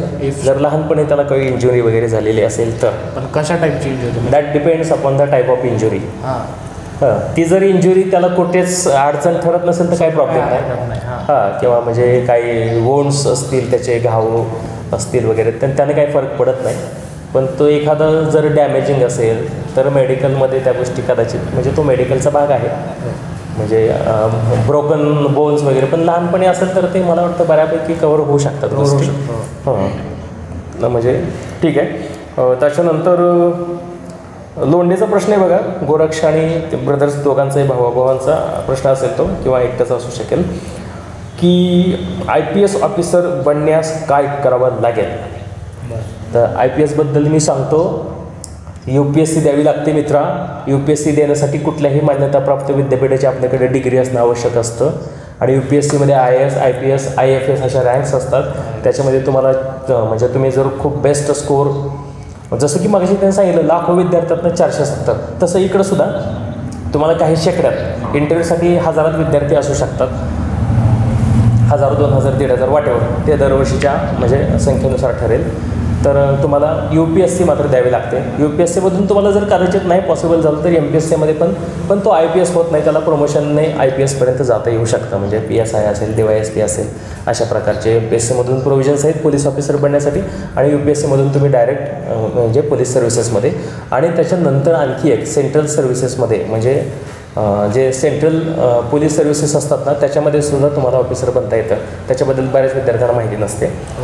हां, त्याच्यानंतर बेंड बोन ऑफ रिस्ट, कोणाचं तरी मनगटाचं हाड बेंड झालेलं आहे. आता ते मेडिकलचे ऑफिसर्स त्याच्याबद्दल सांगू शकतील, आपल्याला त्याच्याबद्दल नाही सांगता येणार कदाचित. रिटायरमेंटचं एज ते सांगितलं की 15 वर्षानंतर तुम्ही कधी रिटायरमेंट घेऊ शकता बरं का. विराटचा प्रश्न मोठा झाला एकदम. Some games like mini militia use more information about post in army. त्याच्यानंतर काय बघा, private specialist, sergeant first class, corporal etcetera वगैरे बऱ्याच गेममध्ये असतं बरं का असं की तुम्ही ते गेममध्ये अमुक म्हणजे मी मोबाईलचं त्याला प्रश्न विचारला त्या अनुषंगाने सांगतोय.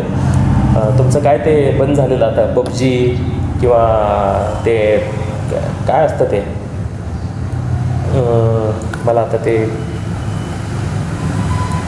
मिनी मिलिटियासारखे किंवा आणखी काही गेम्स असतात बघा त्या डेड टार्गेटसारखे, झोंबीवाले. तर त्याच्यामध्ये तुम्ही हायर स्कोर केलं की त्याच्यामध्ये काही रँक्स ते मुलांना माहिती झाली रँकबद्दल. ठीक आहे, बट ते गेम वेगळं, ते विश्वच वेगळे मित्रांनो. त्याच्यातनं तुम्हाला काही फार शिकायला मिळतं वगैरे असं मी तर मानत नाही. त्यानं एका जागी पोरं बसतात, मेद वाढतो, आपल्या बॉडीची बऱ्यापैकी हानी होते आणि मेंटली काही बघा म्हणजे डिस्ट्रॅक्ट झालेली उदाहरणं आहेत की त्या PUBGमुळं वगैरे किंवा तत्सम गेममुळं. त्याला लिमिट असावं. किंबहुना ते गेम खेळण्यापेक्षा आपण ग्राउंडवरती गेम खेळलो तर फिजिकल फिटनेस वाढेल तुमचा. आणि फिजिकल फिटनेस हा तुमच्या मेंटल स्ट्रेंथला खूप मॅटर करतो, इम्पॉर्टंट असतो फिजिकल फिटनेस मेंटल स्ट्रेंथसाठी सुद्धा बरं का. Sound mind in sound body असं उगीच म्हणत नाहीत मित्रांनो, लक्षात ठेवा. त्याच्यानंतर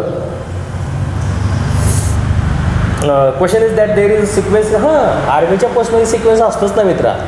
म्हणजे सोल्जरपासून त्यावरती एकदम हायेस्ट पोस्ट जी असते, आता चीफ ऑफ डिफेन्स स्टाफ हे पद निर्माण केले नवीन गव्हर्नमेंटने.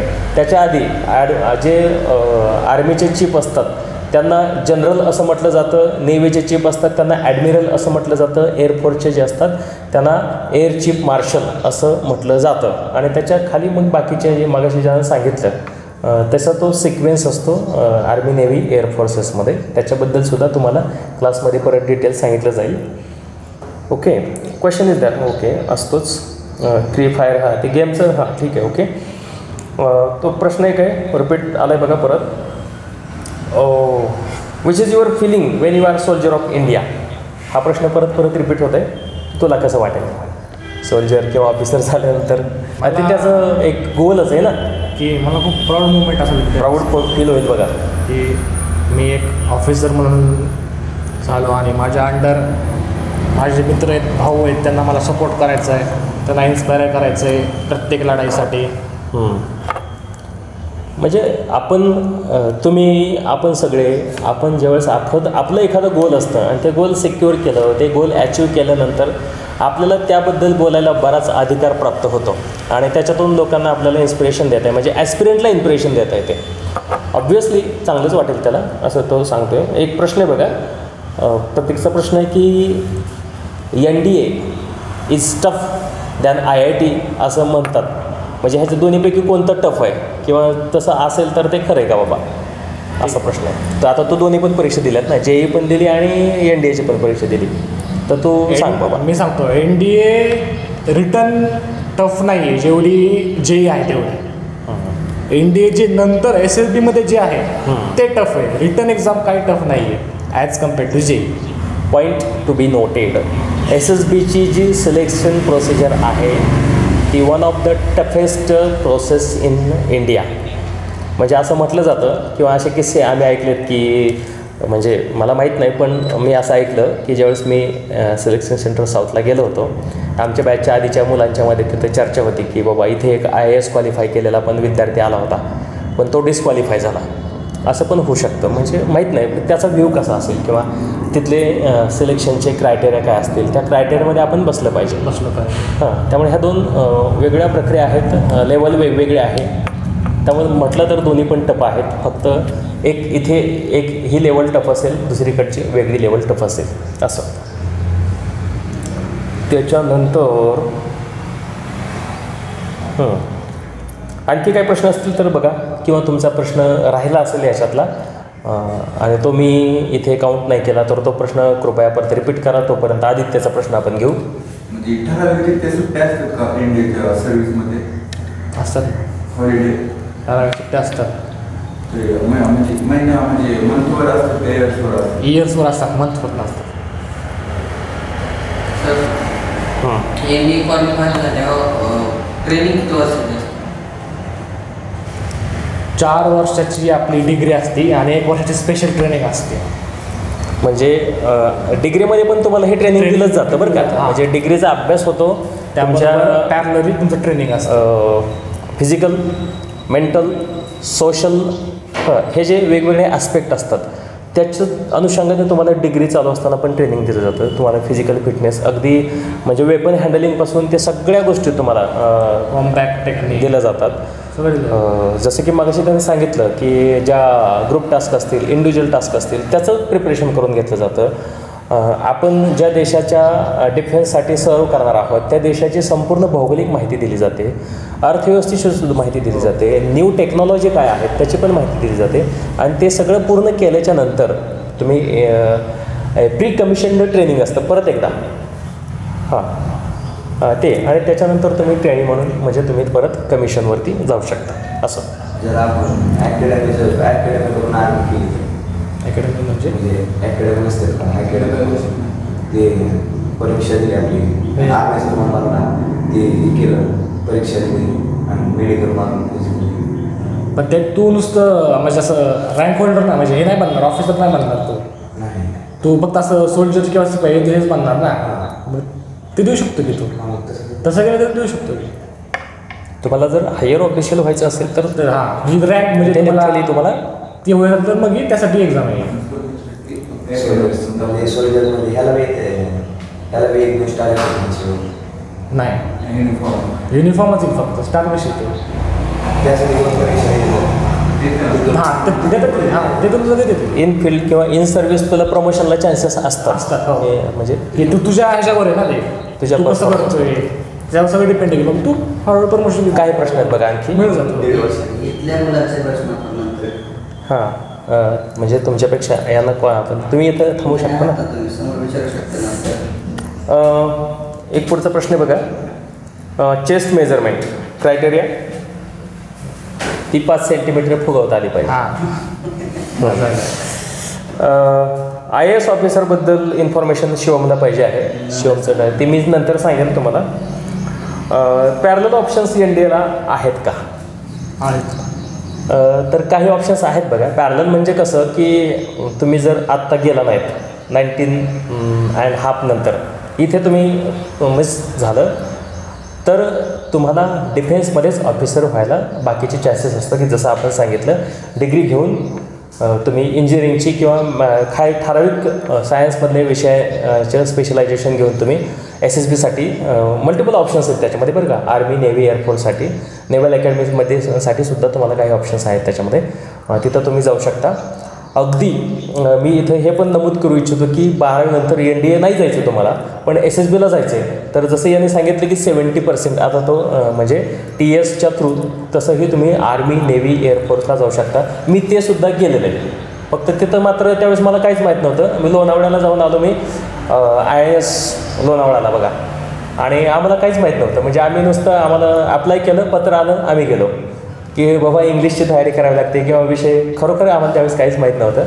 आणि त्याच्यानंतर मग ऑब्व्हियसली आम्ही डिस्क्वालिफाय झालं. डिस्क्वालिफाय झालं म्हणजे की परीक्षेचं म्हणजे पॅटर्नच माहीत नव्हता. समजावून घेता आले नाहीत 12वी नंतर. आम्हाला आणि माझ्या जे आम्ही मित्र गेलो होतो आम्हाला त्यावेळेस गंमत वाटली की आपल्याला काहीच माहीत नाही आणि तरी पण आपण एवढं कॉन्फिडंटली ती परीक्षा द्यायला आलेलो आहे. अगदी आम्ही त्यावेळेस मंदिरात झोपलो होतो. पाऊस आला होता. सप्टेंबरच महिना होता. हाच आठवडा होता. या गोष्टी मी तुम्हाला जाणीवपूर्वक त्या आता आठवणी त्या निमित्ताने माझ्या काही गोष्टी आठवल्या. तर आपल्याला चान्सेस असतात. आफ्टर 12th NDA नाही तर तुम्हाला ह्या पद्धतीने पण एज लिमिट मात्र सगळीकडे असतं ते आपल्याला फॉलो करावं लागतं. एका ठराविक एजनंतर आपल्याला जाता येत नाही. तर पॅरलल ऑप्शन्स आहेत. आणि जसं की मी मगाशी सांगितलं की तुम्हाला बाकीच्या सेक्टरमधून सुद्धा म्हणजे डिफेन्समध्ये सर्व करता येतं. मल्टिपल ऑप्शन्स आहेत. JEEला किती पर्सेंटाईल आहेत? आला का रिझल्ट JEEचं तुमचं? असं कोणाला तरी उत्सुकता आहे तुझ्याबद्दल? On which higher post we go through NDA chief of defence staff highest post तीच आहे. तिथपर्यंत जाऊ शकतो. म्हणजे मागाशी मी सांगितलं बघा मला वाटतं साधारणपणे 27 चीफ NDAच्या थ्रू गेलेले आहेत बघा. 27 ऑफिसर्स. 1954 साली मला वाटतं स्थापना झाली. 7 December 1954 if I am not wrong बरं का. तर ती स्थापना आहे. तो त्यापासून आत्तापर्यंत भरपूर प्रमाणामध्ये ऑफिसर्स म्हणजे चीफ ऑफ डिफेन्स स्टाफ दिलेले आहेत NDAने. UPSCच्या प्रिपरेशनबद्दल मी तुम्हाला डिटेलमध्ये सगळे एक सेशनच घेईन. मी हे सगळे सेशन्स घेणार आहे मित्रांनो. UPSC IAS IPS त्या सगळं आपण सेपरेटली घेणार आहोत.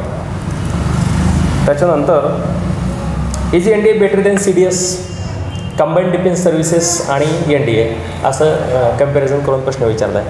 अच्छा तर तुला काय वाटतं? NDAच बेटर आहे. ऑब्व्हियसली NDA बेटर आहे. तुम्हाला ना खूप कमी वयात इथे चान्स मिळतो. CDSला तुम्हाला म्हणजे ठराविक विषय घेऊन ग्रॅज्युएशन नंतर तुम्हाला CDSच्या परीक्षा देता येतात. लेखी परीक्षा देता येतात. मी ती पण परीक्षा दिली. तुम्ही म्हणाल काय काय केलं आहे तू? तर असंच की काही गोष्टी म्हणजे उशिरा आम्हाला पण माहीत झाल्या म्हणून आम्ही जाणीवपूर्वक थोडंसं आत्ता सजग आहोत आपल्या विद्यार्थ्यांच्या बाबतीत. CDS कंबाईंड डिफेन्स सर्व्हिसेसच्या पण वेगवेगळ्या परीक्षा असतात ज्या तुम्हाला आर्मी नेव्ही एअरफोर्ससाठी जास्ती करून आर्मीसाठी त्या परीक्षा जास्त आहेत. मग त्याच्यामध्ये NCC वगैरे असेल ना तर तुम्हाला जास्त फायदा तिथं होतो बघा. स्पेशल एंट्री म्हणजे स्पेशल एंट्री कारण तुम्हाला तिथं SIL सर्टिफिकेट मिळतं. त्याचे तुम्हाला काही म्हणजे बेनिफिट्स मिळतात. How many hour we should study किती तास अभ्यास केला पाहिजे? प्रश्न परत आलेला आहे. 5 ते 6 तास तुम्ही कमीत कमी स्टडी करायला. नुसताच अभ्यास केला पाहिजे का क्वालिटीचा अभ्यास केला पाहिजे? नेमकं काय ते पण सांग बाबा. नाही तर नुसतं पुस्तक घेऊन पण मी 5 तास अभ्यास केलो असं नाही. क्वालिटीचाच अभ्यास केला पाहिजे असं पण नको. तर अभ्यास कंपल्सरी 3 तास मॅथ्सला दिले पाहिजे आणि कंपल्सरी 1 तास इंग्लिशला दिला म्हणजे जास्त पाहिजे. आणि दररोज कमीत कमी 15 शब्द नवीन पाहिजेत वोकॅब्युलरी वाढण्यासाठी. कसल्या बरंच आहे. ही एक महत्त्वाची गोष्ट आहे बघा. मी रिपीट करतो. तुमचं communication skill, decision making power, त्याच्यानंतर इंग्लिश IQ ह्या गोष्टी सरावाने तुम्हाला आता करता येतील. म्हणजे इंग्लिश न्यूजपेपर वाचणं, इंग्लिश टेक्स्ट जो काय असेल तो वाचणं, तो समजावून घेणं. ओकॅब्युलरी असा शब्द यानं वापरलेला आहे की आपल्या संग्रहामध्ये मला वाटतं पवार सर तुम्हाला सारखं सांगतात ह्या गोष्टीबद्दल की आपला ओकॅब्युलरी आपण एनरिच केला पाहिजे. आणि त्यासाठी तुम्ही न्यू वर्ड्स म्हणा, जे काही तुम्हाला सोर्सेस असतील ना, रिसोर्सेस, त्याच्यावरती फोकस करा, त्याच्यातून ही माहिती घ्या. म्हणजे इंग्लिश तर तुमचं चांगलंच केलं पाहिजे तुम्ही, त्याला महत्त्व आहेच, तिथं एक्सक्यूज नाही बरं का की मुझे इंग्लिश नाही आती, नाही, तो एक महत्त्वाचा फॅक्टर आहे त्याच्यामधला. हां, मग तुम्हाला इंग्लिश येत नसेल तर तुम्ही MPSCसाठी UPSCसाठी ट्राय करू शकता, तिथं काही कंपल्सरी नसते. मराठीतनं पण UPSC देता येते.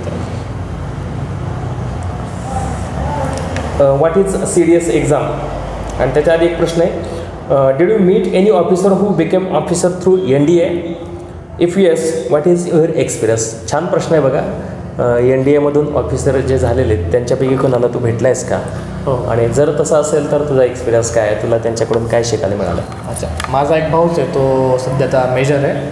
सो तो सुद्धा NDA थ्रूच झाला आहे आणि त्यांनीच मला सांगितलं की कशी प्रोसिजर आहे, अभ्यास किती वेळ करायचा, काय करायचा. पण त्यांनीच सांगितलं की NDA वगैरेमध्ये कसं जायचं, काय. प्रॉपर सोर्स ऑफ इन्फॉर्मेशन आणि प्रॉपर सोर्स ऑफ इन्स्पिरेशन. आपल्या फॅमिली किंवा आपले मित्रमंडळी, आपले जे जवळचे म्हणजे जे आपण लव्ड वन्स असतात, त्यांच्याकडून ह्या गोष्टी माहिती झाल्या तर खूप चांगला, म्हणजे इम्पॅक्ट चांगला असतो. मित्रांनो, आपल्याला माहिती तर असतातच ना, खूप सगळे आपल्याला अधिकारी माहिती असतात, त्यांची नावं पण माहिती असतात, पण प्रत्यक्ष त्याला भेटणं आणि तो अनुभवणं जवळनं, त्याच्यातनं खूप मोठं इन्स्पिरेशन मिळतं असं माझं मत आहे. कंबाईंड डिफेन्स सर्व्हिसेस म्हणजे हे नावातच आहे बघा, तुम्हाला आर्मी, नेव्ही, एअरफोर्ससाठी आफ्टर ग्रॅज्युएशन जाता येतं. ऑफिसरच्याच रँक्स असतात त्याच्यामध्ये सुद्धा. याच्याबरोबर पॅरामिलिटरीसाठी सुद्धा परीक्षा असतात. आणि हे बऱ्याच जणांना कन्फ्युजन असतं की पॅरामिलिटरी फोर्स आणि स्पेशल फोर्सेस यासाठी काय वेगळी एक्झाम असते, असं काय नाही. CDS आणि NDA थ्रू तुम्ही ऑफिसर झाला, मग तुमचं ऑब्झर्वेशन सुरू होतं आणि त्यातनंच तुम्हाला मग पॅरा फोर्सेस आणि स्पेशल रिकमेंडेशन फोर्सेस, म्हणजे जसं की ते कमांडो वगैरे असतात बघा, NSG असतं, SPG असतं. त्याच्यानंतर TBPमधून काही कॅन्डिडेट्स निवडले जातात. ह्या सगळ्या गोष्टी आहेत, आपल्याला हळूहळू सगळ्या माहिती होतील. याच्यासाठी परत वेगळं काय करावं लागतं असं नाही. मग अशी पण मी सांगितलं की काही सिलेक्ट म्हणजे प्रोसेसेस आहेत IB साठीच्या, CBIसाठीच्या, रॉसाठीच्या, पण प्रेफरन्स कुणाला ते जाईल तर हे ज्यांना डिफेन्सचं बॅकग्राऊंड आहे, जे सर्व्हिसेसमध्ये आहेत त्यांना. NDAमध्ये सब्जेक्ट डिफिकल्ट कुठला, हा प्रश्न रिपीट झाला आहे, संदेशचा प्रश्न आहे. डिफिकल्ट म्हणजे मला पर्सनली डिफिकल्ट तर जनरल ॲप्टिट्यूड टेस्ट जातो, कारण की त्याच्यावर मी जास्त प्रिपरेशन नव्हतं केलं. त्यामुळे मला तो पर्सनली म्हणजे प्रत्येकाला वेगवेगळा एखाद्याचं जनरल ॲप्टिट्यूड खूप चांगलं असेल, एखाद्याचं इंग्लिश खूप चांगलं असेल, एखाद्याचं मॅथ्स चांगलं असेल, एखादा रिझनिंगमध्येच कमी पडू शकेल.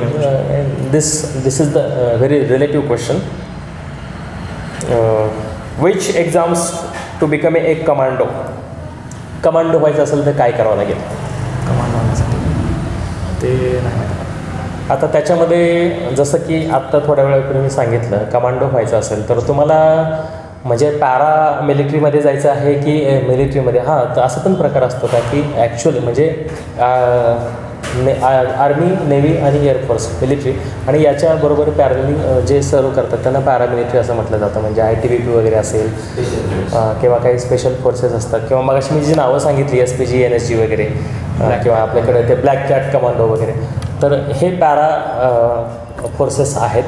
आणि मग याच्यातूनच रेग्युलरमधून आणि याच्यामध्ये तुम्हाला स्पेशल जे क्वालिटी होल्ड करतात अशा प्रकारचे कॅडेट्स निवडून त्यांना परत स्पेशल ट्रेनिंग दिलं जातं. अशा पद्धतीने कमांडो होतं. त्याच्याबद्दल अधिक माहिती तुम्हाला परत लेक्चरमध्ये मी सांगेलच. पॅरामिलिटरी आणि मिलिटरीमधला डिफरन्स काय आहे तुला माहिती आहे का? पॅरामिलिटरी आणि मिलिटरी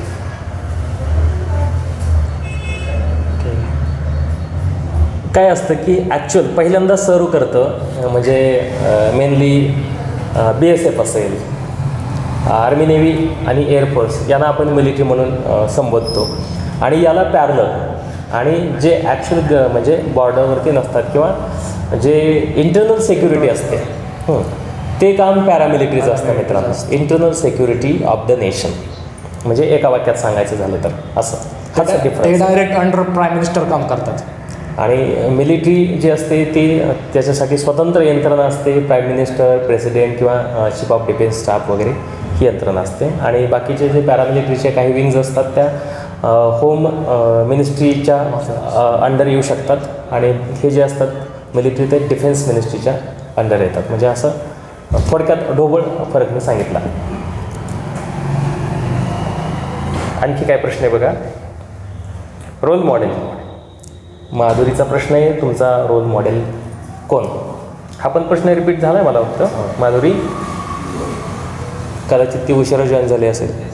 ठीक आहे. माझे रोल मॉडेल मी सांगितलं तसं माझे पंजोबाच होते. पंजोबा ते सुद्धा डिफेन्समध्ये होते. त्यानंतर मला कळलं. तर अशा पद्धतीनं 2 तास कसे झाले आपल्याला कळलंसुद्धा नाही मित्रांनो. खूप छान छान प्रश्न तुम्ही विचारले आणि त्या प्रश्नांना यथायोग्य यथाशक्ती असं मी म्हणेल वेदांतने उत्तरं द्यायचा खूप छान प्रयत्न केला. कॉन्फिडेंटली त्याने गोष्टी सांगितल्या. सगळ्यात महत्त्वाची बाब इथं आहे की इथे मी किंवा वेदांत डिफेन्समधले ऑफिशियल्स नाही आहोत. तरी पण आपण तिथं जायचं आहे. NDAचाच फक्त विचार केला की NDAच्या परीक्षेच्या संदर्भात काय प्रिकॉशन्स घेतले पाहिजे, कशा पद्धतीने प्रिपरेशन केलं पाहिजे किंवा त्याच्याबद्दल अधिक माहिती परीक्षेबद्दल वेदांतनं खूप चांगल्या पद्धतीनं सोप्या पद्धतीनं तुमच्याशी शेअर केली. तर मी सगळ्यांच्या वतीनं वेदांतचं आभार मानतो. आणि आता इथे मी पवार सरांचं स्वागत करतो. हा सुद्धा इव्हेंट म्हणजे अरेंज करण्यामध्ये पवार सरांचं खूप मोठं योगदान आहे किंवा ही सगळी तयारी करणं, सगळ्यांना हा मेसेज कन्वे करणं. आज हा तुमच्यासमोर रिसोर्स पर्सन बसला आहे बघा वेदांत. वेदांतला कन्वे करणं की तुला इथे येऊन सांगायचं आहे, त्याच्यामध्ये हा कॉन्फिडन्स बिल्डअप करणं, ह्या सगळ्या चे सूत्रधार पवार सर आहेत. मी सगळ्यात पहिल्यांदा पवार सरांना धन्यवाद देऊन टाकतो. आणि मी सरांना रिक्वेस्ट करतो की सरांनी आपले अनमोल विचार थॉट्स इथं सगळ्यांच्या बरोबर शेअर करावेत at the conclusion of this session. तर आता महत्त्वाचं म्हणजे मी हे सगळं ऑर्गनाईज करतो वगैरे याच्यासाठी तुमच्यासमोर आलेलं नाही आहे. मला स्पेशली थँक्यू असं वेदांतला म्हणायचं आहे. कारण he has developed so many qualities in him. खूप अशा क्वालिटीज त्याने डेव्हलप केलेल्या आहेत. आणि मला वाटलं नव्हतं की वेदांत 2 तास एकटा घेऊ शकेल असं माझाच कॉन्फिडन्स कमी पडला. पण NDA या एकाच गोष्टीमध्ये डिसिप्लिन आणि क्वालिटीज या गोष्टी येतात. म्हणजे काय तर त्यानं त्याच्या क्वालिटी 100% खूप डेव्हलप केलेल्या आहेत. कारण माझा त्याला ज्यावेळेस कॉल केला त्यावेळेस म्हटलं मी कसं काय बोलू शकतो सर. पण मला थोडंफार असं वाटत होतं की चला एक्सपिरियन्स जरी सांगितला तरी माझ्यासाठी पुरेसा आहे की एक्झाम काय असते, किती मार्कांची असते, पेपर्स किती असतात, सब्जेक्ट कुठले असतात आणि एक्झामचा एक्सपिरियन्स काय आहे, कुठे कुठे एक्झाम्स होतात आणि त्याच्यानंतर मग त्याला तो एक्झाम हॉलमध्ये गेल्यानंतर काय वाटलं, कसं वाटलं. तर मला वाटतं ह्याच्या खूप पलीकडे आणि खूप जास्त त्यानं आपल्याला दिलेलं आहे. तुमचे कुठलेही प्रश्न असू द्यात त्याने टाळलेले नाहीत. विचारल्या गेलेल्या प्रत्येक प्रश्नाला त्यानं खूप ॲक्युरेट एक्सप्लेन केलेलं आहे. म्हणजे ती ॲक्युरेसी त्याच्यामध्ये आली, त्याच ठिकाणी तो NDAमध्ये पास झाला असं आमचं मत आहे. कारण हे डिसिप्लिन खूप मॅटर करते. आणि सेल्फ इन्स्पिरेशन तो अनेक वेळा तुम्ही क्वेश्चन्स विचारले की कुठला मूवी पाहिला आणि इन्स्पायर झाला, रोल मॉडेल कोण आहेत, सगळं मान्य आहे मला, सगळं मान्य आहे. पण सगळ्यात महत्त्वाचं काय आहे की स्वतः तुम्ही सेल्फ इन्स्पायर्डच पाहिजेत आणि डिसिप्लिन ही सेल्फ डिसिप्लिनच पाहिजेत. कारण ते मी सांगून किंवा आणखी त्यानं सांगून तुमच्यामध्ये येणार नाही आहे. आणि अभ्यास कसा करायचा, किती करायचा ह्याबद्दल त्यानं दिलेलं उत्तर जे आहे की 4 ते 5, 5 ते 6 तास वगैरे. पण मला असं वाटतं की जिथं चान्स मिळेल तिथं अभ्यास करायचा. कारण you are students and student must study. आणि तुम्ही ते केलंच पाहिजेत. आणि किती वेळ करायचा हे नाही मी सांगू शकत. मी हे सांगू शकतो की माझ्या मताप्रमाणे की विद्यार्थ्यांना अभ्यास थांबवायचा कधी थांबवायचा, तर त्याला ज्यावेळेस दुसरं काहीतरी त्याच्यापेक्षाही महत्त्वाचं काम करायचं असेल त्यावेळेस त्यानं तो अभ्यास थांबवावा. म्हणजे जे आपल्या बेसिक नीड्स असतात की अन्न वस्त्र निवारा, त्यातला तुम्हाला जेवण करायचं आहे तर त्यावेळेस थांबवायला हरकत नाही. किंवा इतर ज्या काही गोष्टी असतात ज्या अतिशय गरजेच्या असतात त्याच्याशिवाय तुम्ही जगणं अशक्य आहे, त्या गोष्टीसाठी तुम्ही अभ्यास थांबवू शकता. म्हणजे फर्स्ट प्रायोरिटी तुम्ही काय करायचं की आपल्या बेसिक नीड्स काय आहेत ते बघायच्या आणि त्यानंतर उरलेला सगळा वेळ तुम्ही अभ्यासात घालवावा. म्हणजे जेवण करायचे, ठराविक कालावधीसाठी तुम्हाला झोप घ्यायची आहे तर तुम्ही काय करू शकता, तर तुम्ही अभ्यास थांबवू शकता आणि इतर वेळेस तुम्ही अभ्यासच केला पाहिजेत. तरीही बेसिक जे काय आवर्स आहेत त्याने ते सांगितलेले आहेत 6 तासांपर्यंत तुम्ही अभ्यास करावा. त्यापेक्षा जास्त केलं तर काय चुकीचं नाही आहे, करायला हरकत नाही. खूप छान अशा पद्धतीने त्यानं प्रेझेंटेशन दिलेलं आहे आणि विदाऊट पेपर्स काय कुठलं घेऊन आलेलं नाही आहे, सगळं काही त्याच्या डोक्यात आहे. म्हणजे प्लॅन असावा लागतो. आर्मीतला किंवा कुठलाही जो ऑफिसर असतो तो कशा पद्धतीने असावा त्याचं एक्झाम्पल म्हणजे वेदांत आहे आज. कारण किती ॲक्टिव्ह राहणं गरजेचं आहे हे तुम्हाला आर्मीतल्या काही गोष्टींवरनं कळतं. म्हणजे एखाद्या गाडीवरती जर आर्मीच्या किंवा सोल्जर चालले तर त्या गाडीवरती एखादी सेलिंग झालं, पडलं बाबा तोफ वगैरे एखादी, तर ते गाडी उद्ध्वस्त होते, पुलटी होते, पण पुढच्या 10 ते 15 मिनटात ती गाडी परत नीट होते आणि परत चालायला लागते. दिस is the activeness of army. तर तो ॲक्टिवनेस तुमच्यामध्ये पाहिजेत आणि तो त्याच्यामध्ये आहे, त्यानं तो डेव्हलप केलेला आहे. म्हणजे मी खूप इम्प्रेस झालो की तो 10वीतला आणि आत्ताचा यात खूप फरक आहे. मग त्याचं रिझन काय आहे किंवा हा कशाचा रिझल्ट आहे, हा रिझल्ट आहे त्यानं 2 वर्षे केलेल्या प्रिपरेशनचा किंवा त्याच्या टार्गेटचा. त्याचं गोल पहा. ज्या माणसाकडे गोल असतं आणि त्या गोलला अनुसरून तो प्रिपरेशन करतो किंवा त्याचं प्लॅन ठरतात आणि तो प्रिपरेशन करतो, त्यानं बोलताना सांगितलं होतं प्लॅन नुसतेच उपयोगाचे नाहीत, तो एक्झिक्यूट होणं गरजेचं आहे. हे तुम्हाला बऱ्याच वेळा बऱ्याच जणांनी सांगितलेलं असेल, पण त्याला ते समजणं एवढ्या कमी वयात, कारण वय अजून कमीच आहे तसं. सरांनी त्यांचे एक्सपिरियन्स सांगितले, ओके, सरांना त्यावेळेस आलेले एक्सपिरियन्स आणि आज ह्यानं घेतलेले एक्सपिरियन्स यांचा खूप छान असं काय म्हणतात त्याला संयोग, म्हणजे तुमच्या बॉन्डिंग असं म्हणू शकता तुम्ही, खूप छान झालेला आहे. प्रोग्राम खूपच मला तर खूप आवडलेला आहे, त्यामुळे मी इथं बसलो, मागच्या वेळेस नव्हतं बसलो. तर त्या जेईच्या एक्झामच्या प्रिपरेशनसाठी सुद्धा खूप छान पद्धतीने गायडन्स तुम्हाला त्या दिवशी केले गेले.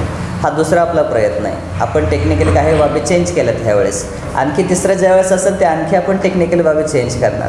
फक्त माझी खंत अशी आहे, ते मी तुम्हाला बोलून दाखवतो.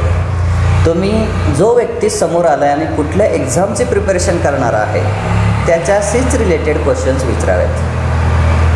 IAS ऑफिसर 1000 वेळा आम्ही IAS ऑफिसरविषयी सांगितलेलं आहे. तुम्ही मध्ये असे क्वेश्चन मिक्स करता आणि क्वेश्चन विचारण्याच्या ज्या पद्धती आहेत त्याबद्दल मी तुम्हाला लेक्चरमध्ये माझ्या नंतर जो लेक्चर असेल त्याच्यामध्ये मी तुम्हाला सांगेन की हाऊ टू आस्क क्वेश्चन्स.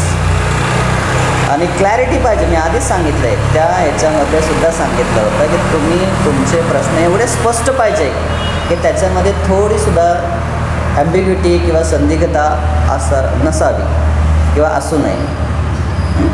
त्यामुळं क्लिअर क्वेश्चन्स विचारायला आपण काय करा, तयारी करा.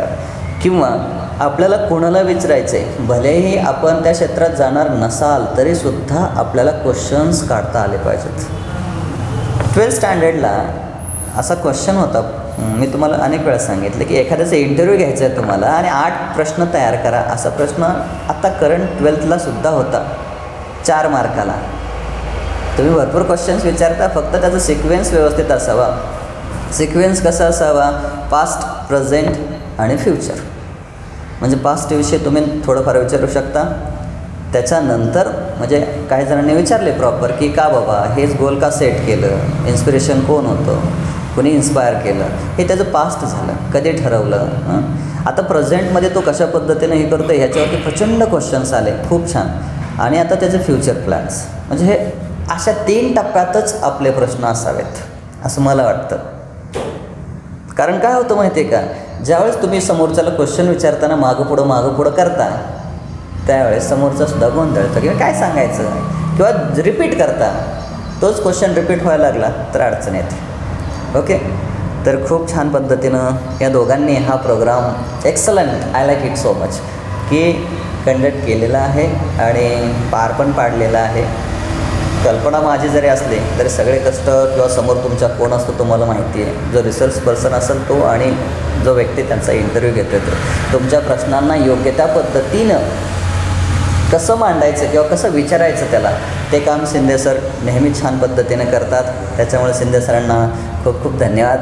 आणि वेदांत आला परतही नेक्स्ट ज्यावेळेस त्याला एक्सपिरियन्स येईल कुठला आणि त्याला असं वाटेल की हा माझ्या छोट्या भावंडांशी मला शेअर करायचं किंवा मित्रांशी शेअर करायचं आहे, तर तो नक्की पुन्हा येईल अशी अपेक्षा आहे.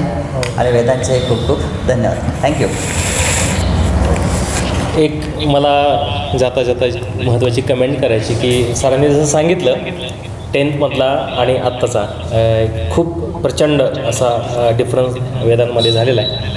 आणि ही मॅच्युरिटी येणं आणि तेच अशा म्हणजे मी सांगणं किंवा पवार सरांनी सांगणं आणि प्रत्यक्षात तुमच्यासमोर हा आणखी 3 किंवा 4 वर्षांनी आय होप की किंवा आपण हवं तर 4-5 वर्षांनी म्हणूया की वेदांत परत इकडे असेल आणि त्यावेळेस मात्र युनिफॉर्म असेल, असं आपण आशावाद व्यक्त करूया. त्यासाठी मी आपल्या सगळ्यांच्या वतीनं वेदांतला भरपूर शुभेच्छा देऊ इच्छितो. एक शेवटचा प्रश्न वर्षानं काय तिचं नाव ऐश्वर्यानं विचारला होता की पोस्ट मिळाली तर कुठे तुला जायला आवडेल. तर इथं आपली आवड सुरुवातीला महत्त्वाची नसते, जे आर्मी सांगेल तिथं जावं लागतं. हां, तर ही एक महत्त्वाची गोष्ट आहे. त्यामुळे या अनुषंगाने तुमच्या ज्या बाकीच्या पण क्युरीज असतील त्या वेळोवेळी तुम्ही आम्हाला पण विचारत चला. सगळं नेहमीच तुम्हाला त्या पद्धतीनं सगळ्या गोष्टींचं डाऊट्स असतील ते क्लिअर करून दिले जातील. So I wish very thank you to Vedanta.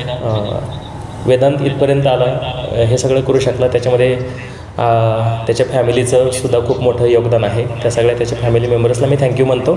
आणि तुम्ही सगळ्यांनी 2 तास हा म्हणजे हा प्रोग्राम हा मुक्त संवाद एन्जॉय केला. ह्याच्यातून तुमच्या ज्ञानामध्ये तुमच्या माहितीमध्ये नक्कीच भर पडली असेल असं मी आशावाद बाळगतो. आणि या ठिकाणी हा आपला मुक्त संवाद संपन्न झाला असं जाहीर करतो. Thank you very much to everybody.